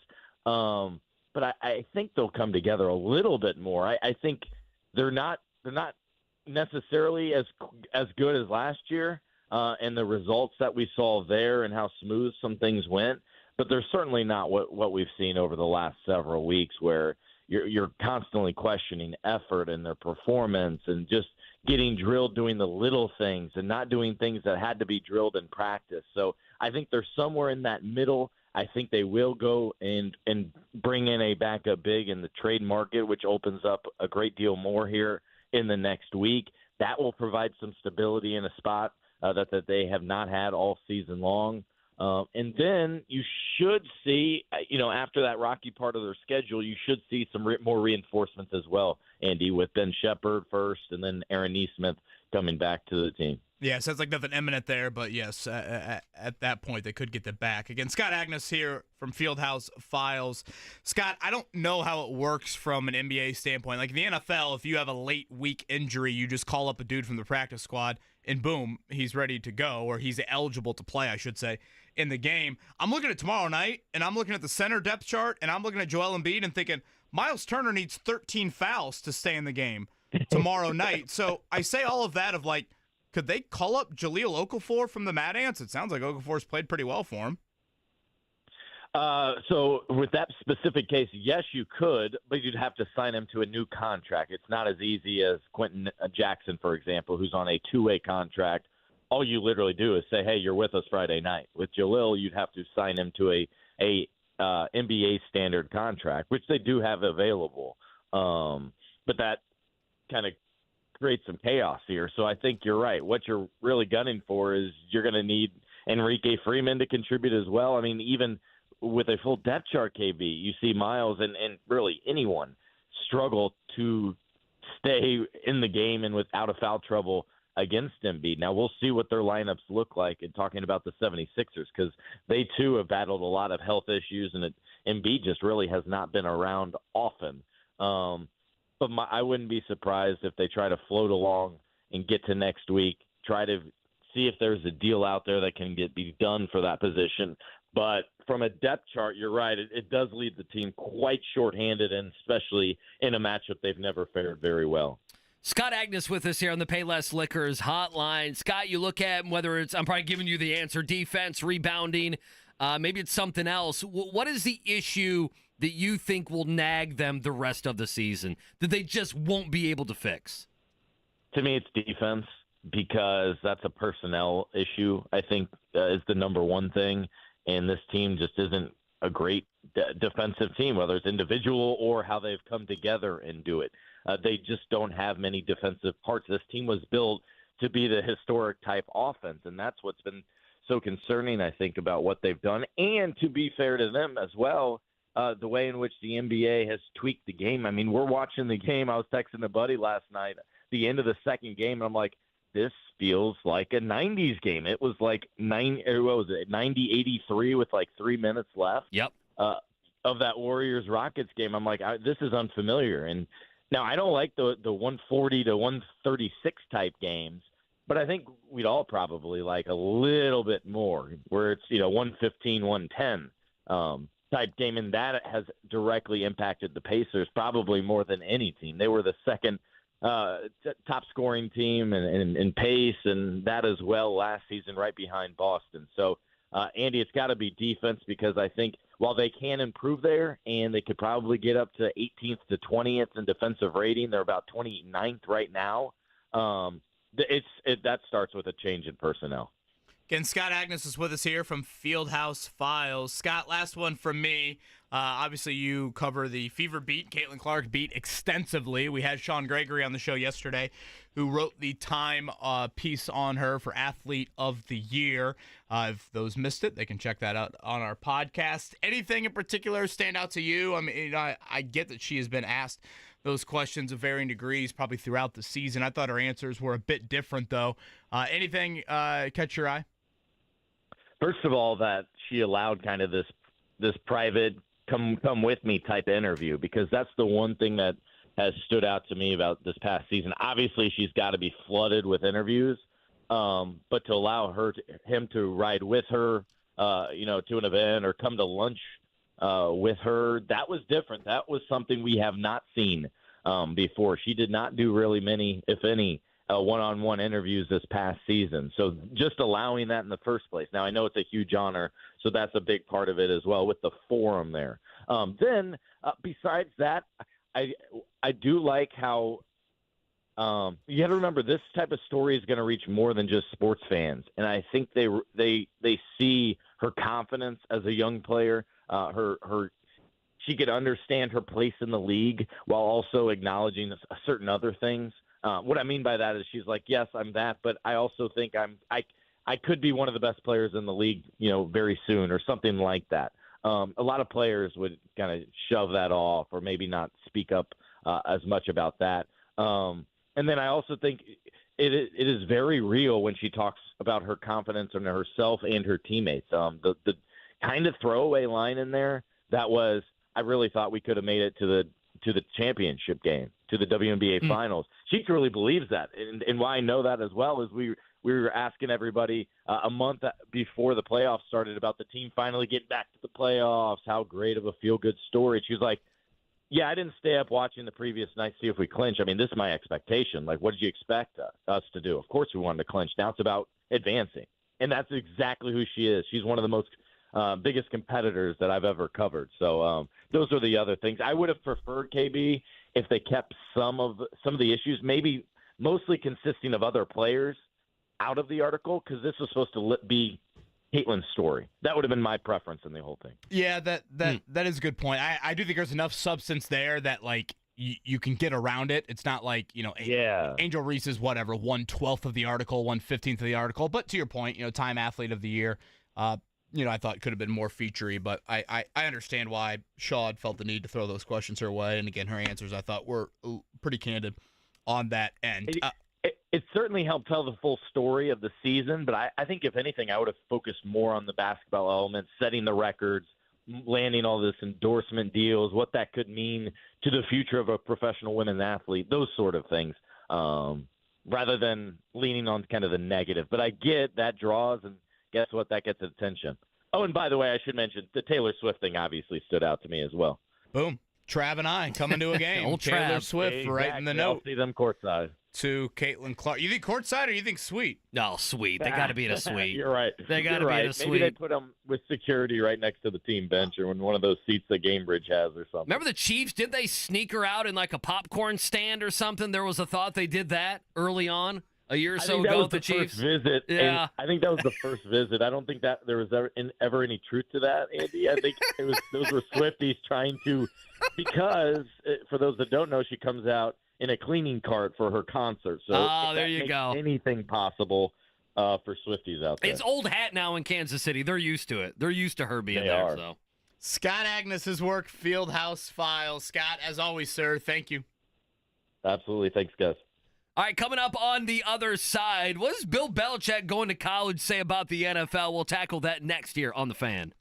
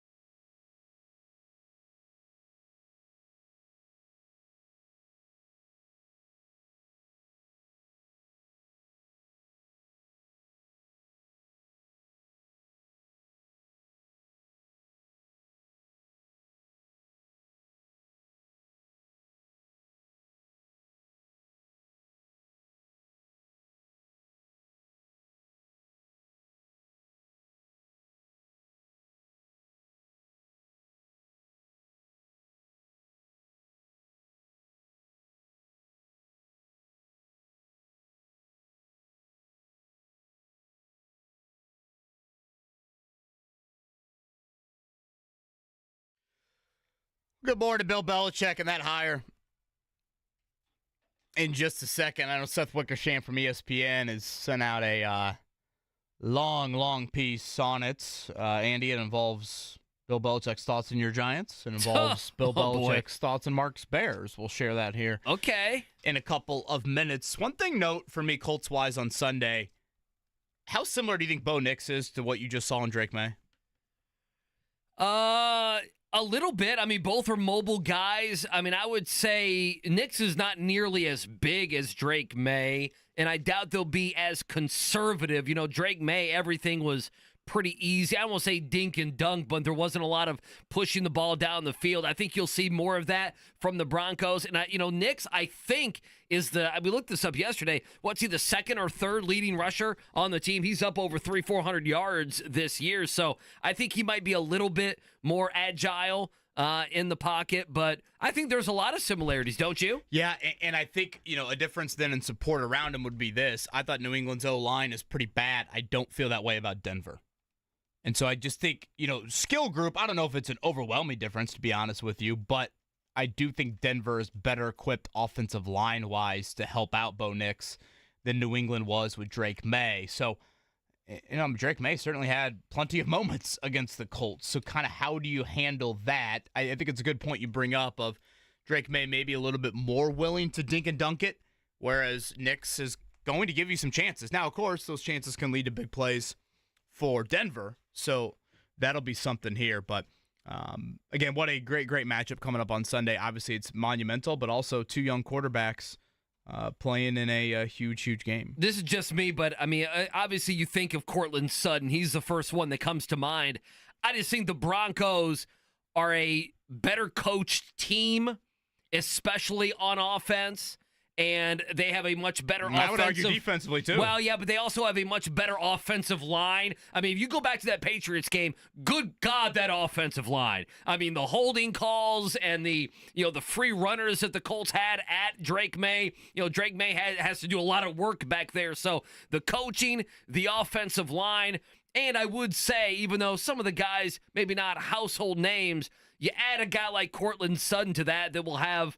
he'll have maybe double-digit touchdowns, well over 1,000 yards this season. They do have better offensive skill players than the Patriots. I mean, the Patriots don't have much at all. No, but I wouldn't say Denver's overwhelming with their skill talents. No, they're not, but they're better. Sure. It's better than New England. Very low bar. If we're comparing the two, in Foxborough, they're they've definitely had better. 5 different leading rushers this season. I know. I don't know how many times you see that. Again, I brought up the statistic on yesterday's show. Their sack differential is just incredible. They lead the NFL in sacks. They have the 3rd fewest sacks allowed. And I mentioned yesterday, in the last 15 years of the NFL, they are 3rd in that difference, just being such a great sack team and giving up so few, which, again, with a rookie quarterback, you would think that they do give up or they would give up a little bit more than that. Now, they have struggled in the penalty department as of late, so I'll be interested in that. And, again, as I mentioned earlier, from a Colts standpoint in handling sacks and blitzes, etc., I mean, Anthony Richardson has been outstanding in eluding sacks and keeping plays alive. I think you do probably throw a little bit more of a crowd noise element at this game than you have in past road environments. And then where does Ryan Kelly play in all of this? Back to practice yesterday, has not practiced in a month, was wearing a brace on that injured knee. But, if he gets 3 days of practice in, some might say, what about Tanner Bortolini? Right. But, it's a question. Is there Tanner Bortolini started 4 games in his NFL career or 5 games, whatever it is, and Ryan Kelly started over 110. Do you want that? And probably the most hostile environment you've played in. Oh, Green Bay. Well, no, Minnesota. Minnesota, yeah, but for Minnesota, Anthony Richardson, it goes back to Green Bay week 2. Yeah, I'd say, and again, Anthony didn't get the Baltimore game last year, so outside of that, it's not like he's been in. First off, he hasn't played a ton of road games, but again, the Jets and Patriots wanted to boo their teams off the field. I don't think Denver's going to be doing that. I take that back. He did play in Houston. I mean, I don't know. Yeah, but They're not seen as having a big atmosphere. In fact, empty seats has kind of been the thing that they've been dogged about. How it's not a sellout. I thought Houston was only loud when they showed J.J. Watt on the Jumbotron. That might be it, because you got to think the Minnesota game was Flacco, and then like you mentioned, the Jets and Patriots. I mean, those two teams cheered their team, but they also were fine with their team playing well and losing in the end. I mean, if you're the Patriot fan, I mean, you want they the like pick. the competitive 1-point losses, right? Yes, exactly. It's how I felt with the Giants. All right, don't make this kick and send this stupid game into overtime. Lose with dignity. Come on. 4-point spread. Vegas right now over under at 44.5, so that you're looking at 24-20, something along those lines. So my early score, and we'll do this at 8:30 tomorrow, is 23-20. Denver or Indy? Denver. Late game, field goal, that sort of thing. I expect the Colts to play well. I mean, it would be a mess if they went up there and Anthony Richardson didn't play well and Gus Bradley's defense, let the Broncos run for 155 yards or something like that. That would be a mess. And again, Indy really, really needs it. If you look at the playoff odds, and I guess I'll throw them at you one more time, Indy really, really needs it. But Denver also needs it. For the Colts, playoff chances increase to 65% with the win. With the loss, it falls to 10. Denver, it would increase to 88% with a win, 41% with a loss. So, wow. Again, substantial for both teams, and Denver certainly has a tougher schedule the rest of the way. All right, so you piqued my interest. We have Bill Belichick quotes from an ESPN article, and what does it say? These are great. Okay, well, I can't wait. And what does it say about the NFL? We'll dive into that next. Jason Hammer at 9:30. Tons to do. One more hour to go here on The Fan on this Thursday.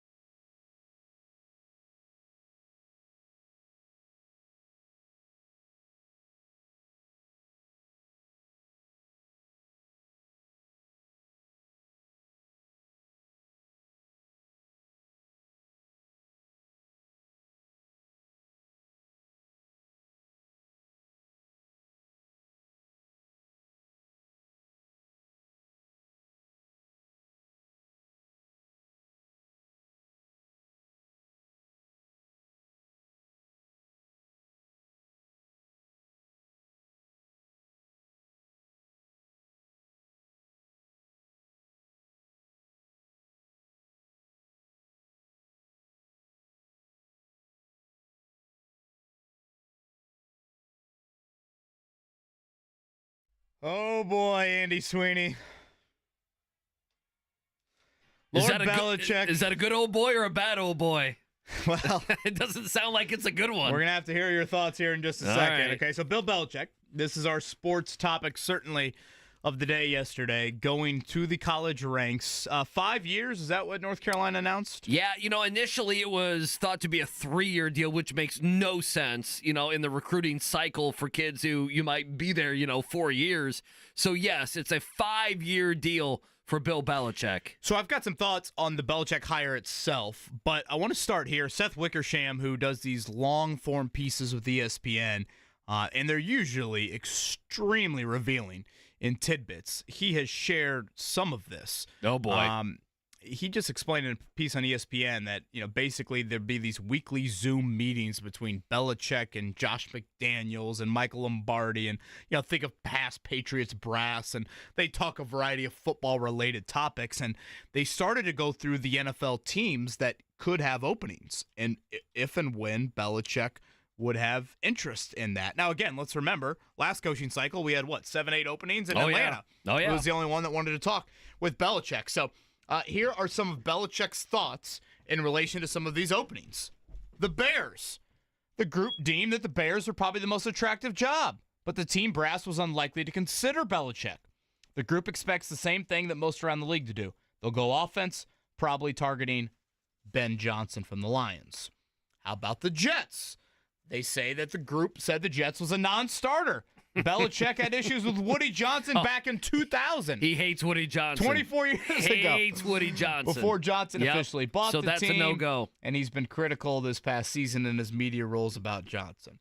How about your Giants? Okay, because I did think there was a chance. I don't know what they do if they keep the knuckleheads that they have now. But go ahead. But go ahead. Tell me again. He was a defensive coordinator for that Super Bowl against the Bills. He is a Parcells guy. I thought this would be high on the list. I don't think knuckleheads is the word that Bill would use to describe Brian Dable. Okay. The Wickersham's article says this. Maybe the Giants, where he spent the 80s, could work, but Belichick knew that it would be a rebuild with the New York press at his heels. Yeah. Plus, he believes the team would do best to retain its current coach, Brian Dable. So my opinion on that would be, and I think this is the problem with Belichick, Belichick doesn't want to. He wants. It's why the Miami Dolphins are interesting for me. If they got rid of McDaniels, because he wants the cupboard to be relatively full.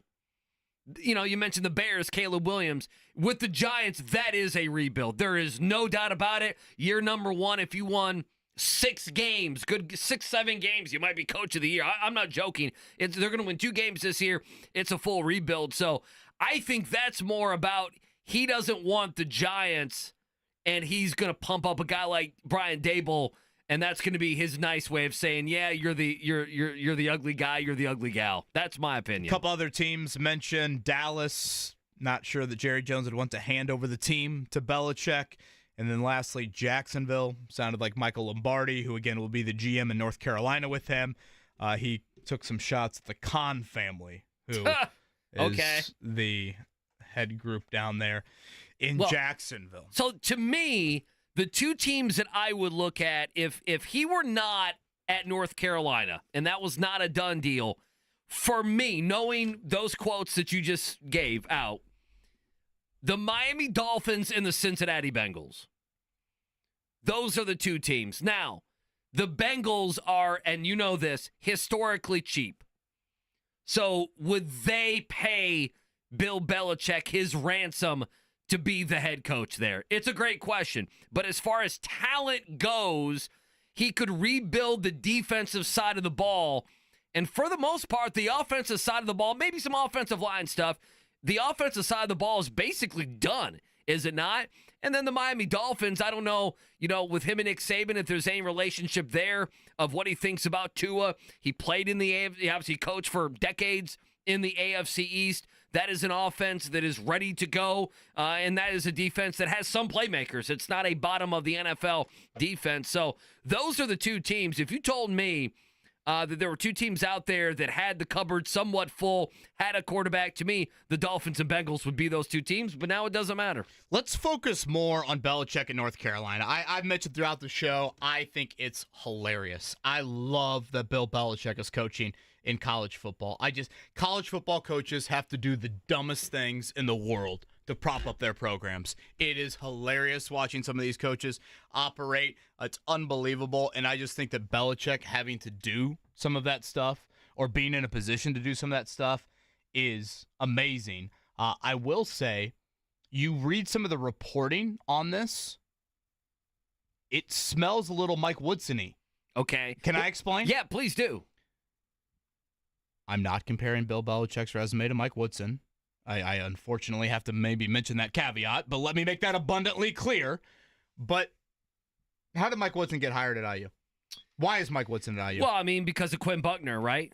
Quinn Buckner is on. Former IU players, they needed one of their own. IU still very much believes in it has to be a guy who's one of their own. Yeah, head of the board of trustees. Right. It sounds like in North Carolina, this thing was initiated by a member of their board of trustees, more so than their athletic director, Bubba Cunningham.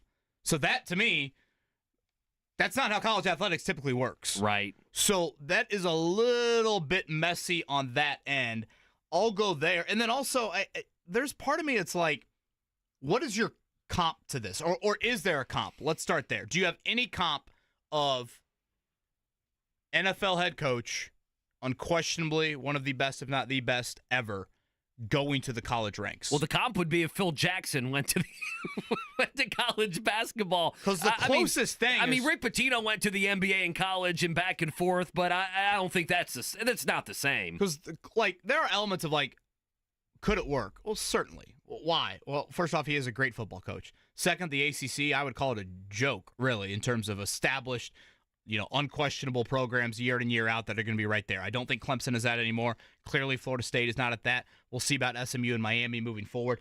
They're bumping the NIL from $4 million to $20 million. You would think that would be attractive. But also, I know we're going back a bit, but Bill Walsh did this. He did. Yeah. Bill Walsh did it. He went to Stanford, yeah. And that Stanford resume was rather ugly in the 3 years that he was there. It's a 500 record with one bowl game. So, that is exiting, 3 Super Bowls with the 49ers. Now, again, college athletics has changed a lot since Bill Walsh was there, but there's just I have some skepticism about the success. Again, I love it. I think it's entertaining as hell. I think it's fascinating. I can't wait to see him on a college sideline, but I don't think it's a slam dunk by any means. Well, here's my biggest question, and the NIL stuff. Now, NIL is, with revenue sharing in the fall of this coming year in 2025, and, there is something going on behind the scenes. I don't want to bore people too much. We've talked about this off air, but the IRS is going after these collectives. Because this has been a very tax-free, non-for-profit, that's the way collectives have operated. That's, now the IRS has knocked on their door and has basically said, we know the sole purpose of your survival is paying college athletes. And so how is that going to kind of change? So for me, the next step in NIL is interesting, and it might level some of this. And if it's leveled a little bit, I think that may help a school like North Carolina. It's going to hurt someone like LSU, right? I think Notre Dame may be in the middle. So I think there's some NIL stuff that's interesting. And I say that to piggyback this conversation is Nick Saban got out of it because he didn't like that type of stuff. In other words, Nick Saban was used to basically picking his team, and then, of course, they were paying players in some sort of way, right? But he basically could pick his team. The last few years, he didn't get to pick his team. Players said, well, yes, you're the best coach, and it's a great situation, but I'll go elsewhere. And usually the elsewhere wasn't, probably someone that Nick Saban had too much respect for. What happens with Bill Belichick? That to me, will players line up to play for Bill Belichick? Will a couple players take less money to go play for Bill Belichick? I don't know the answer to that. And then what's also interesting for me is where I don't trust Belichick, and this would be true if he took over my team in the NFL. He just had the same clowns of assistant coaches around him. Didn't you feel that way? He had Patricia? He turned Patricia into an offensive coordinator.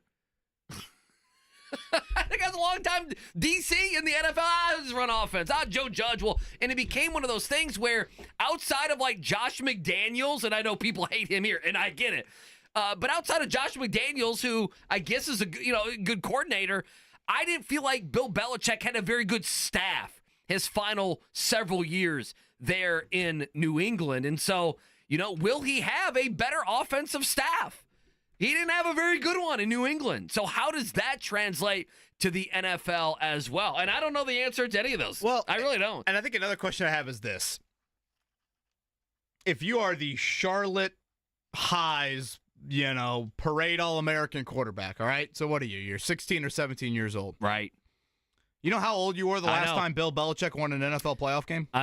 Were we 10, 11 years old? 10 or 11. Yeah, something like that. It's a fair point. Like, I just don't – these high school kids know Bill Belichick more for his dog on his lap during the COVID draft than they know for him wearing the cutoff hoodie and winning playoff games. You got to be watching NFL films with Dad. Yeah, you're not totally wrong. So, and I think it's probably a reminder that I need to remind myself more often.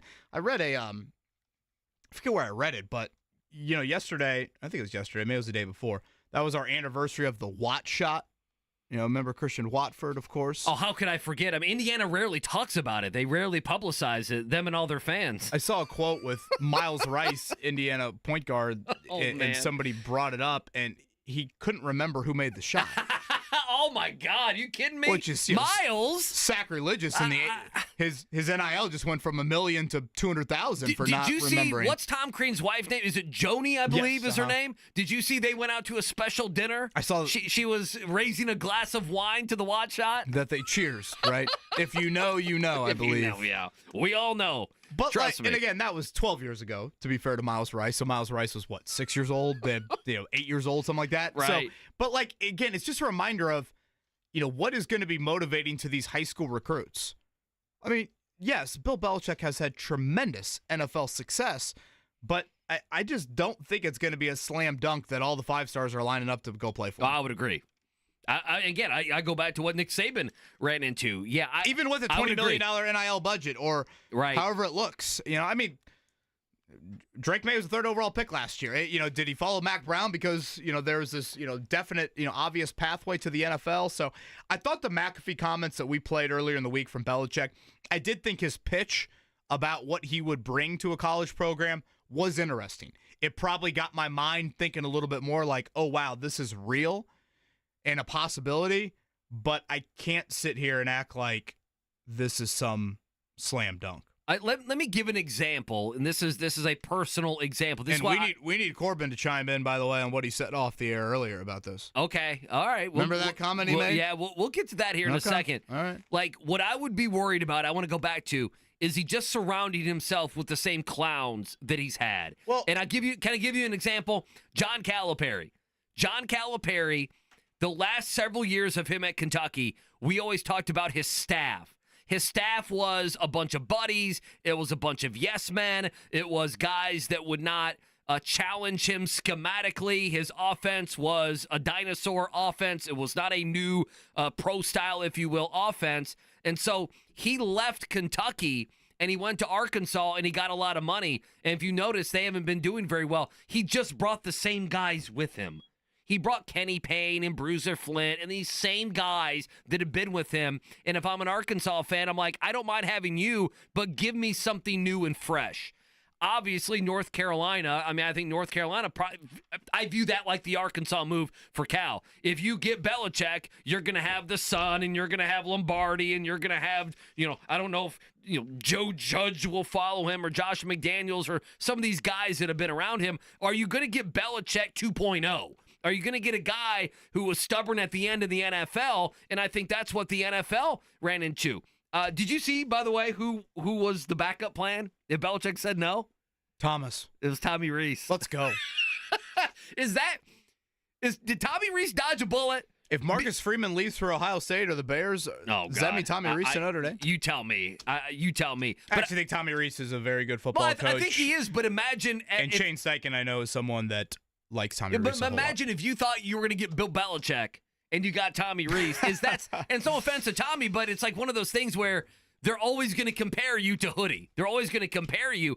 The question I had as well, and Hammer is going to join us here in 15 minutes. We'll talk some sports betting and everything else with him, is I think I know how you're going to answer this. What does it say about the NFL? Oh, yeah. Because, I mean, you talk the Giants and the Jags and the Bears and some of these teams, they've done nothing for years but hire bad coaches. And I like Ben Johnson a good deal. So if someone, the Bears get Ben Johnson, that's going to be lauded. But, now it's very much coordinator, 40-year-old coordinator offense. That's our guy. And sometimes that works out and sometimes it doesn't. But some of these organizations have hired bad coach and bad general manager. What does it say about a group of bad generic teams in the NFL that want an unproven guy but don't want anything to do with Bill Belichick? And I don't know the answer to that. Yeah, I don't know. Like Raheem Morris, is he better? I mean, are the Falcons better right now? They're 6-7. They lost 4 straight games. Are they better with him than Bill Belichick if he were the coach? And I'm asking that as a question. I don't know. You could take that as shame on some of these NFL teams for not risking and going out and getting Belichick, but it's not the in thing to do. The in thing to do is to hire a guy that looks a lot more like Ben Johnson or Shane Steichen. All right, again, how much of it is a quick fix? How much of it do you need the young offensive mind like Belichick's group decided about Chicago? Yep. No, I wouldn't be hired there. They would hire Ben Johnson. Corbin, you want to chime in with your Bill Belichick thought here from earlier?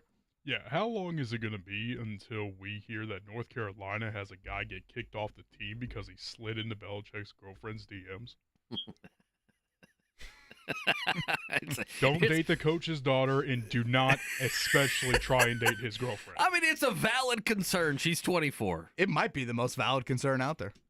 Oh, how great is that? You imagine them at their first kind of party after the off-season conditioning. They're all just baiting each other into. Hey, listen, go on who's Twitter. going to create the burner account? Yeah. Go on social media.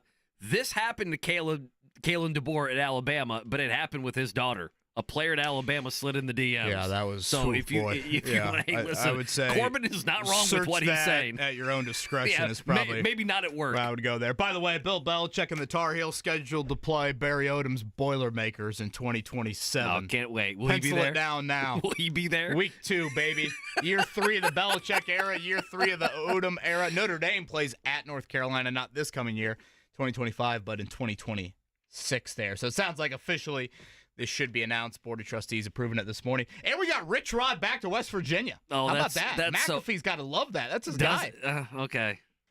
I will say this. We'll see. Before Deion in Colorado, young Kevin Bowen, the team that I would rush to the TV guide to look when they were playing was Rich Rod's West Virginia teams. Oh, yeah. Those teams were fun as hell. Pat White, Steve Sladen. Now, again, that was 15 years ago. Yes, it was a long time ago. For those wondering where Rich Rod has been since then, Jacksonville State. And now that's a school that's in Alabama, right? Even though they're called Jacksonville? Yes, and before there, I mean, obviously he was at Michigan. Where else? Right. There was one other stop, wasn't there? Arizona. Yeah. And he was about a 7-5 coach at Arizona. He won, 9 games, I believe, back-to-back seasons at Jacksonville State. They won the conference championship this year. Yeah, I don't know. I'm not sold on that. I mean, it's crazy to think Rich Rod back to West Virginia, Scott Frost back to Central Florida, Belichick to North Carolina. Tommy Reese right now is with the Browns, correct?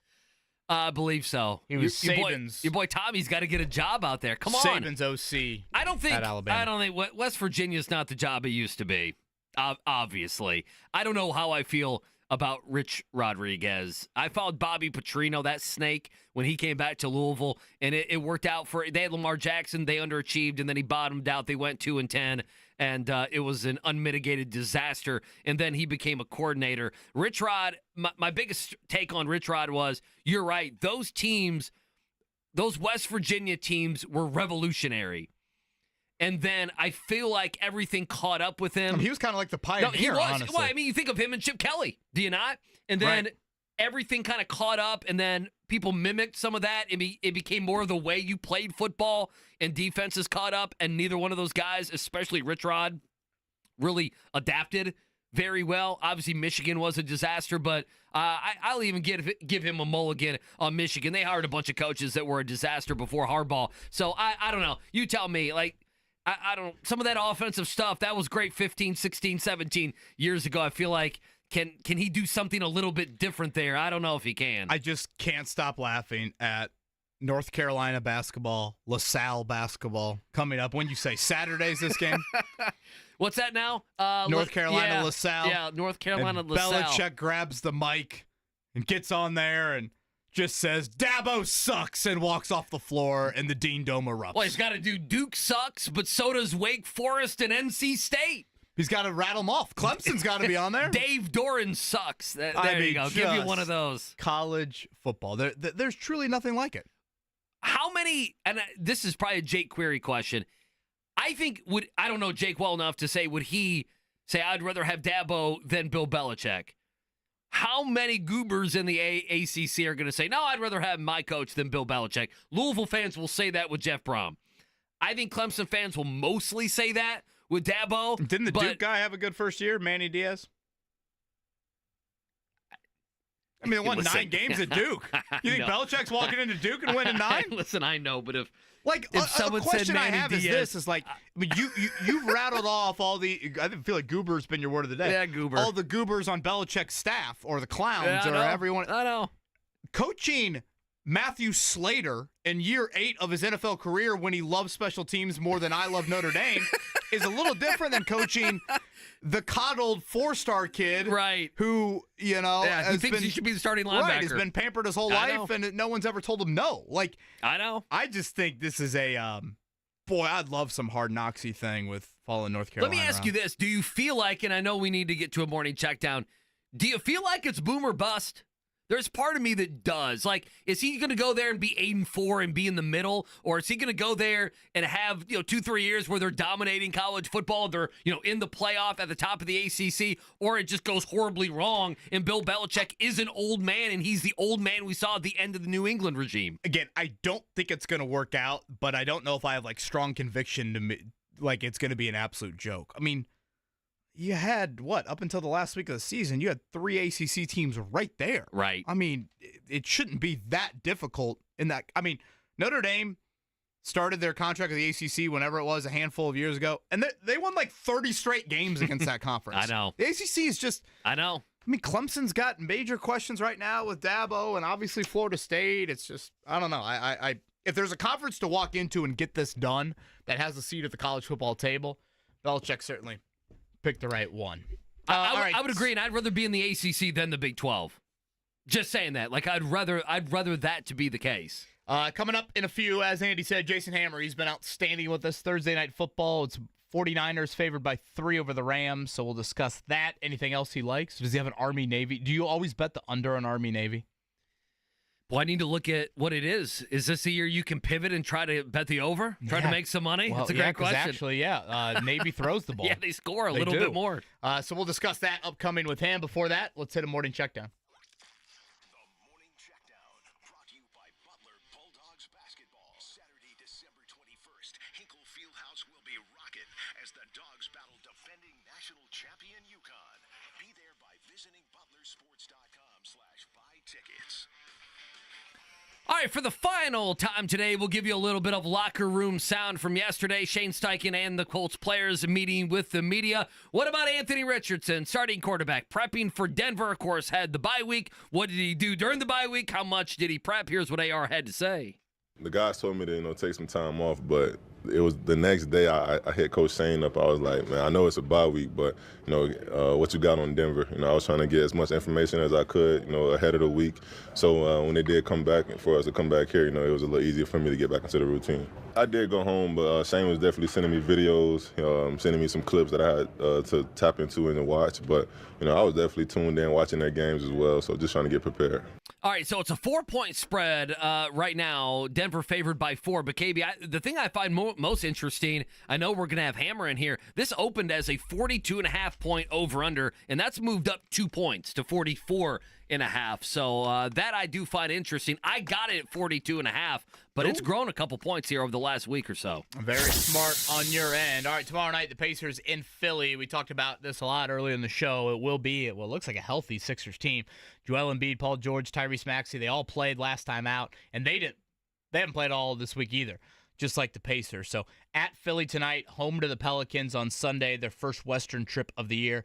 coming up on Thursday. That is a week from today. And NBA Cup-wise, the Final Four is set. Heading to Vegas, it'll be the Hawks joining the Bucks on one side of the bracket, and the Rockets. They make the scrappy plays late. I would argue they got a nice whistle late as well. They beat the Warriors, so that means it'll be Rockets, Thunder, and again, Hawks and Bucks. Yeah, only items for me. Thursday night football tonight, Rams and Niners. San Francisco favored by 3 at home. They're 8:15 on Amazon Prime. We talked about this earlier in the show. Gabe Cupps, IU basketball, out indefinitely.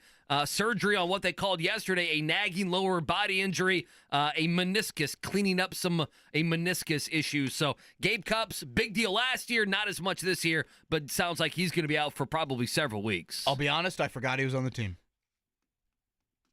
Yeah, I don't want. Maybe a little bit. Maybe I forgot. Nothing maybe a against little bit. Gabe Cupps, but I just kind of forgot he was on the team.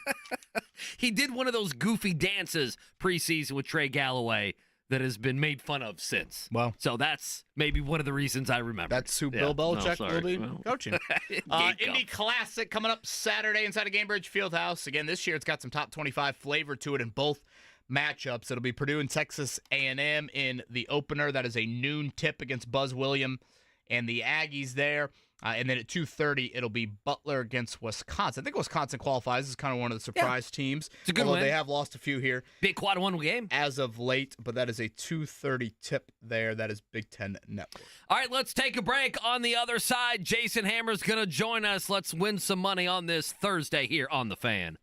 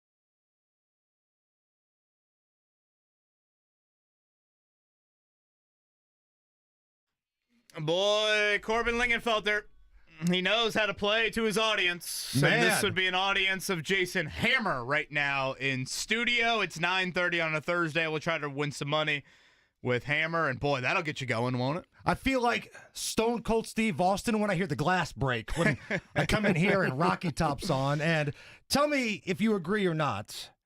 We, and I say we as the Tennessee Volunteer Nation, the representative, we've become America's team right now.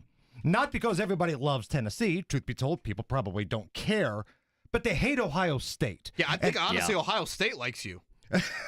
Right. I would agree. Odds makers like Ohio State, but it feels like everybody just, they don't like Ryan Day. They hate the fact he dyes his beard. They hate the fact he lets the fights happen and just stands there like a goon. So by default, if our options are Bobby Hill from King of the Hill, i.e. Josh Heupel, or Brawny, i.e. Just for Men, Ryan Day, sign me up for King of the Hill, baby. Let's go, Bobby. Yeah, but see, here's the other thing. I'm sure you guys will talk about this afternoon. The dopey representative who tried to make planting the flag in Ohio a felony. Gosh, Yeah. I Did hope you you happen to guys see win this? and you plant that damn Tennessee flag. Josh Williams Right? is his name. Yeah. He introduced that if you plant a flag in the state of Ohio at midfield of a football game, it can be a felony. So everything is running so smoothly in the state of Ohio. No drug problems, nothing. no high taxes, none of that. Right. That this guy can spend time on that. Like, I don't know if he's serious, if this was a tongue-in-cheek thing, but it kind of feels like he's serious. Okay, no, he's serious. I saw, and I'm blanking. He got approached, like at, I don't know, City Hall. He got approached by a guy who videoed him and said, we have other things, basically what you're saying, we have other things going on in the state of Ohio Right. that you don't need to, and you're embarrassing us. You're embarrassing Ohio State. And his takeaway was he wanted, given that the teams have to fight after the game, he wanted to protect law enforcement. You don't have to fight after the game, right? That was his thing. Since they were disrespectful, the two quite the teams. spin on that. His spin was, I want to protect the state troopers, and if I don't do this, then they're not going to be protected. They're going to be in the middle of a melee between two football teams. Now, Jason Hammer's with us here. And again, Degenerates Next Door, the podcast. You hear Hammer every weekday afternoon on WIBC, the Hammer and Nigel show. I need to start with having a gripe with you. Uh-oh. Oh, boy. Andy Sweeney, I enjoy my Monday appearances on Hammer and Nigel. Mm-hmm. They happen each and every Monday. We've been doing this for a couple of years. It's a fun chat with them. I'm very grateful that they do it. Hammer introduced me this Monday as Notre Dame apologist Kevin Bowen. I've been introduced as a lot of things over the years. Notre Dame apologist, Hammer? Yes. Do you know how many times that I've been taking my kids to school, running errands in the morning, I've got to sit through a Notre Dame basketball conversation. Oh, it's not very long. I've got to sit for through 52 seconds. all of this stuff. We've talked Notre Dame's win over Dartmouth. Braden Shrewsbury, Tate Davis, Notre Dame doesn't outstanding even last like night. Indianapolis. They view themselves as a Chicago market. They spit on Indianapolis, and you carry their water, Kevin. Well, you look at carry the it. Look at the hat he's got on right now. Indy I- right here. His, How about that, his Hammer? Irish Indy hat. I'm combining both of that. Gosh, and Is that the version of the split jersey? Like, is that the split? I feel like I'm Brady Quinn's sister here with AJ Hawk. By the way, you talk about a dude that's hit the genetic lottery. Like, Rob and I were talking about this the other day. For so long, we thought like Justin Verlander had the perfect life. All-star, World Series champion, Oh, sure. Cy Young Yeah. winner. You married Kate Upton. But then the name Brady Quinn came up. Like, good-looking dude, Oh, got yeah. a degree from Notre Dame. Yeah. He's on TV. He married He makes the money. gymnast. He married the U.S. gymnast. I forget her name. Right. He married a gymnast. Like, that's a Seinfeld episode, right? It really is. It really is. Yeah, but you know, he fell in the NFL draft. I didn't feel bad for him. I'm like, he's got the chiseled quarterback look. He's He'll good be on, fine He's in good life. on TV. Yeah. We love to have him on He'll our be show, fine. et cetera, et cetera. All right, so since we're airing grievances here, Oh, since boy. this is a an episode of Seinfeld and it's Festivus, I got a problem with Andy Sweeney. All right, what did I do? Could be So- anything. Last week, we hit 2 out of 3, right? We made Yep. 3 Yeah, bets. we hit Packers 2 out of 3. Lions. Yep. Yep. We missed the game, though, and I hate losing the game. We got the prop bets right, but I hate missing the game. We got beat by the hook, Yeah. which I blame solely on Dan Campbell. Everybody loves the balls on Dan Campbell, except for those who have the Lions to cover, and he gives the Packers points deep. But anyway, the next day, I'm hearing Andy Sweeney give me crap. Oh, I should have bought the point. Should have bought the hook. Yeah, should have bought the half point. I remember saying that. Yep. I'm sorry. I thought we were men around here. And maybe this is a discussion for my show more so than yours. I use the men's restroom. I stand up to pee. We're not buying points around here. If you're going to buy points, then just take the other side and make more money. Oh, it's okay. I'll buy a half point here or there. Of course, you're going to pay for it. And a lot of times it doesn't matter. I usually win or I lose by so many points that I end up wasting money anyway. And then you put your app in your purse and you go back to sit on the couch, right? That's exactly right. Oh, goodness. Corbin's shaking his head over there. Do we get to drink point this week, Andy, Kevin? We hit 2 out of 3, but we missed the game last week. So does that warrant shots around the board or not? I say yes. Yeah, I mean, I think 66% is all that matters. So I say yes. Now, some people, I know what Hammer's getting at is some people play the game at a higher stake. You put more money in, you put less money in on the props. Yeah, but you've always told us just don't parlay it. Like, parlays are suckers. You know, you're going to give us, whatever. If you put $10 on all 3 of them, that means we won last week. So I'm a yes. Okay. All right. We'll take some shots here at the end. Let's get down to brass tacks here tonight. Rams at the 49ers. Man, I'm looking at the breakdown of some of the tickets going in. The public is all in on the Rams here, but the money is on the 49ers. Like, it's almost like a 60%, 65% of the tickets are going in on the Rams, but the point spread has barely moved. So what does that tell you? The sharps, the people in the know, the big money, even though all the tickets are on the Rams, the money's coming in on the Niners, and it's keeping things the same here. So I think I'm in on San Francisco, and this is why. It's a short week for the Rams, an awesome win last week, but that was a physical game. It took the toll on the Rams, emotional game. They beat the Bills, and now it's a quick turnaround with a very desperate San Francisco squad. Again, Rams are a public dog with all the tickets, and ask any gambling degenerate, public dogs usually get euthanized, so I'm in on Frisco there. And so San Francisco on the points. Yeah, I'm going to lay 3 points here with San Francisco. And you can get it at 2.5. We talk about the hook. You can get it at 2.5. And just to your, I always go to scoresandodds.com. I don't know if that's a site you use. I think it's pretty good.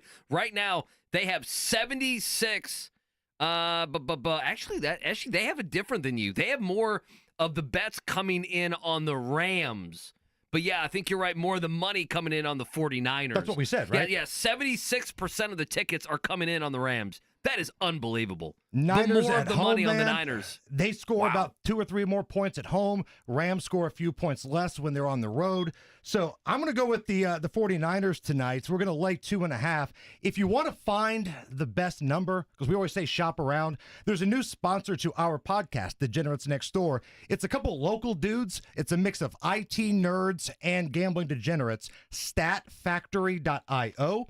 It's a soft rollout. They've just got NFL and NBA up right now, but you get all of the stats, all of the information. You see the best place to get the line, and coming soon, they're going to have an AI chick with like a huge rack, and she's going to tell you whether or not your bet based on the information you pulled is smart. Awesome. And say no more. Yeah, I'm looking at it right now. Yeah. I mean, you did AI $15 a Kevin month. Bowen a couple months ago, and everyone believed it. So perfect. What are our individual props for tonight? So I think the 49ers put some points up. I don't like the Rams defense. So we're going Brock Purdy attacking that Rams secondary over 29.5 passing attempts. I found that at Bet Rivers. And Puka Nacua, anytime touchdown for the Rams. You get plus money on Puka tonight. It's pretty plus good. 110. It's pretty good. Okay. And I don't know, we mentioned Garendo, that's how you say his name, right? The Avon product. He is supposed to play tonight. He is very iffy. He left the game injured. He scored like 30 fantasy points. He balled out that last game for the Niners against, what was it, Chicago last week? Right. He's minus 155 anytime touchdown. The flip side is if he gets banged up at all, the backup there and a guy that I think will get some run is a guy by the name of Patrick Taylor. All of his stuff is big plus money. So if you think, Isaac leaves or you think they go 2 running back system, they run the football. Those guys get the ball in that offense. Patrick Taylor, he's plus money in everything. So Niners -2.5. We Yep. got Purdy over 29.5 attempts, and I'm in on Nakua anytime touchdown +110. Can we sneak in we got to bet Army Navy. I think it's just an American tradition. You have to bet it. Saturday, Army 6.5. The over-under's 39. There's been years where the over-under started at 41, and by the end of the game, it's been like 16.5. Right. It's right. just a beautiful game. The intro is unbelievable. Make sure you check that out. Saturday at 3 o'clock. By the way, we've got our old Smoky Moonshine right here. Last week, yeah. was Here it we the go. banana cream? Was that what we had? It was banana Yeah. cream. Oh, that was outstanding. Did you go get some? I thought you might have went to the store and got some. Honestly, I might need that for a week from Friday. So this is the Hunch Punch from Old Smoky. And cheers, gentlemen. Let's win Yes, so cheers. much money we can afford everybody's Christmas tonight. Here Under we my go. breath, my Notre Dame apologist line. Good stuff. Now that's also dangerous. Yeah, that's good. That's really good. That's very good. That should be in like a college Gatorade jug in some frat house basement. In some bathtub somewhere. Somebody's got that in a jug at Carb Day walking around. Reminder for tonight, Hammer's taking the 49ers in the points, Good. 2.5, 3, wherever you can find it. Obviously, 2.5 would be great. Brock Purdy, 29.5 passing attempts, and Puka Nakua with certainly the catches of the year. He has produced +110 anytime touchdown.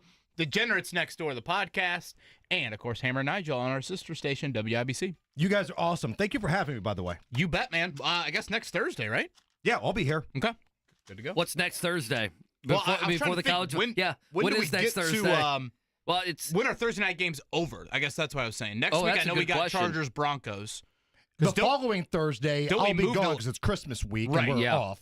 But then after that, I think next week might be our last Thursday game because don't we have the Christmas Day games on Wednesday? Yeah, we have the two games on Wednesday, and then we do have a game on Thursday. Obviously, it's different for us, but we do. It's Seahawks Bears. Okay. Feel the power with that one. Hammer. So, yeah, there we go. Hammer, you, appreciate sir. it, buddy. thank you guys. All right, coming up on the other end, pop quiz, 239-1070, 317-239-1070. We'll get Scotty in here. Pop quiz coming up next.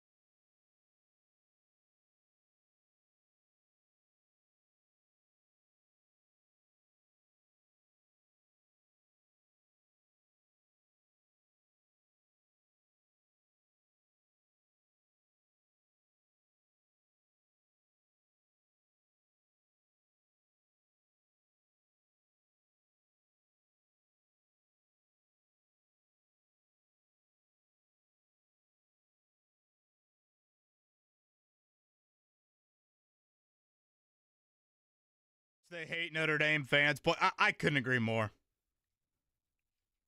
I'm so sick of my fellow Notre Dame fans. I will admit that I've never been a big-time Notre Dame hater. I've never been a huge supporter. You are not an unlikable Notre Dame fan, of which there are many. And if they win Friday, I promise not to be. Oh, see, I think that's bad for us. I think if they win on Friday, you need to come in here and tell Signetti what's up. I saw James Boyd yesterday, and James Boyd loves to just troll people, and he's he's trying to coach me up. He's like, dude, if they win, man, you've just got to absolutely troll like none other. I'm like, no. You know what you do? You just every hour you just throw up there another picture of a cigarette for Kirk Signetti. That's what you do. The amount of thinking I have thought more about the loss versus the win is just sickening. And it probably defines fandom, really. You prey on the losses, of which there are very few in Notre Dame football. I mean, you talk more about Northern Illinois than you talk about how many teams did they be in the top 25? 4? I know. Something like that? Sad reality of where my state is at right now. Sounds like the Bill Belichick presser coming up a little bit later today, maybe 2 o'clock from Chapel Hill. Is he done on TV? No more Manning cast? No more McAfee? I mean, to me, if I'm McAfee, I want him more. If I'm ESPN, what else can you do for me here in the next couple weeks? Well, let me be very, very clear. If I'm Belichick, there's no way I'm done on that stuff. I mean, give me a couple more Manning casts and give me McAfee weekly. You're not wrong. Again, these are some of the stupid college football things that he needs to do. I agree with stupid is probably harsh. I think stupid is like the boosters calling you over to take a picture with his new wife. Like that that to me is stupid versus, I actually think it's smart to try it. Like, for example, right now, we are trying to get Greg Gard and Buzz Williams on the show. Which has been impossible. Basically impossible. I know I'm biased, but let me rant here for a minute. No, please do, because I'm not happy about it. I am a basketball coach, for example. I would have in my daily schedule 10 minutes carved out for an interview. 10 minutes. You're right. 10 freaking minutes. Now, that interview can be in my own market. Yep. That interview could be on an ex-players podcast of mine. It's a good point. That could be on a national podcast. Yep. That could be in the opposing market. We have had, not a lot, we have had on occasion an opposing coach from that upcoming game come onto our airwaves, and I can't tell you how many times fans have reached out and been like, wow, I really enjoyed Coach Smith coming on the show. And maybe you're hearing a recruit's family is hearing that. Maybe you're hearing whatever. Maybe you get a casual fan out of that. Maybe you get one less boo or bleep you in the game coming up on Saturday. But to me, 10 minutes. And again, every day, maybe that's too much. But if you do that every other day? Well, a couple times a week. I'll give you an example. Matt Painter will come on the air. I know JMV, we've had him on a couple times and other shows have. Matt Painter is accommodating. Mike Woodson's not. Mike Woodson is not, and that's going to catch up with him nationally.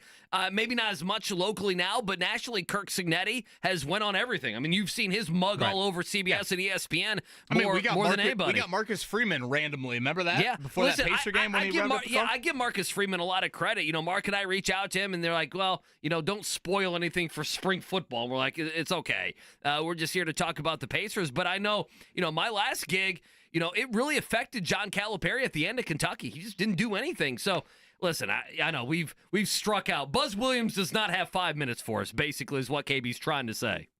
We have a Notre Dame basketball question on the pop quiz. I see it. It's your question, too. If I must admit, I just got excited somewhere. Thank you, Scotty, for making it question number 2 and not 1, 3, or 5. Thank you. Corbin's cringing at that comment. Let Corbin cringe. We got to do this somewhat quick. All right, let's go. It is time for the pop quiz. Corbin, how about you pick a number for us? Number 2, Courtney. Courtney, how are you? I'm good. How are you guys doing? Courtney, we are great. The pop quiz is short. If you know a little bit about the NBA and Notre Dame basketball, which you better, those two go hand in hand. Good luck. They're one and the same. Notre Dame, the feeder factory into the NBA. I thought last night he looked like Steph Curry. The answer to number 2. He's pretty good. All right, question number 1, Courtney. Can you name 2 of the 4 teams that are still alive in the NBA Cup tournament? I'm not giving you any options. You got to know it. Give me just 2 of them. It's 2? Yep. I know one is Atlanta. Okay. I know they beat the Knicks. Good God. The other one is OKC. Courtney, good start. Number 2 here. Notre Dame beat Dartmouth last night in men's college hoops. Take that, Chuck Flynn. Who led the Irish in scoring? Was it Braden Shrewsbury, Matt Alaco, Warren Central's Tay Davis, or Julian Roper? I gotta go with my boy Tay. I know. I feel like I kind of led into that close, yeah. unfairly there. It was close. I'd probably pick the coach's son who shoots a lot. Whatever. Coach's fans always get favorites. I like that. He doesn't even want to say his name. He doesn't. I appreciate that. Braden Shrewsbury, outstanding. Yeah, he was good. Question number 3. Who leads the NBA in scoring average? Gilgeous Alexander, the Joker, Giannis, LaMelo Ball. You know it's got to be the Joker because that dude does not like to play NBA basketball. He's just there just to get the money. Boy, I tell you what, he's pretty good at it, though. Man, these scoring numbers are close. They're all close. I didn't realize the LaMelo Ball was that high. I didn't either. All right, Courtney, number 4 here. Happy 92nd birthday to 2-time NBA Most Valuable Player Bob Pettit. Pettit played the entire 11-year career of his with one team. Can you name the team? Was it the Boston Celtics, the Minneapolis LA Lakers, the Rochester Cincinnati Royals, or the Milwaukee St. Louis Hawks? Man, I remember somebody was killing me with him on 2K, my team, but I'm gonna have to say the Celtics. How do you play 2K? Is it you have the great players? You have like a Jerry West and a LeBron James, or you play with one current team? Nah, it's just like you have like different players that are like different gyms and whatnot. Oh, yeah. Like, So you got the cards. Yeah, the cards and stuff. So I had a buddy that wasted thousands on the Madden cards. KB, the guy who wasted $3,000 on Madden cards, but he's got like all 99. He's got Urlacher, back in this prime. A smart investment. No, it's not. Happy 79th birthday to 2-time F1 driving champion and 2-time Indy 500 winner Emerson Fittipaldi. Name one of the 2 years that Emerson won the Indy 500. Good luck. I'll give you a hint. One was in the 90s, one was in the 80s. That's not going to help you too much, but it narrows it down a little bit. Because I'm not even a 500 racing fan. Courtney, I was born in this year. I don't know if that helps you out at all. Final year in a decade. No. Well, I'd say 1993. Look at that. Jeez. From left field, Courtney here. Pulling up for the volleyball line. He got number 1 right. He said Thunder and Hawks. It'll be Bucks and Rockets. Yep. Also joining those 2. We got to Braden Shrewsbury eventually. Tay Davis, shout out to Tay. He had 20. Yeah, he's Shrewsbury good. had 22, though. Who currently leads the NBA in scoring average? That would be Giannis. He's 0.4 points more than the Joker. That's the one he got wrong. Yeah, number 4. He said Bob Pettit with the Yeah, it's not Celtics. good. It was Milwaukee and the St. Louis Hawks. 89 or 93. So he was good on that one there. Okay, so what's happening at the complex today? We have 20 seconds here. Yeah, we got Anything Colts going assistant coaches. Their second practice of the week. Jonathan Taylor, DeForest Buckner will meet the media. So kind of back to your normal Thursday. And again, appointment-wise, nothing really locally tonight. No. Thursday night football, it is 49ers and Rams. Check out the Podcast Center, 1075thefan.com. Have a good afternoon right here on The Fan.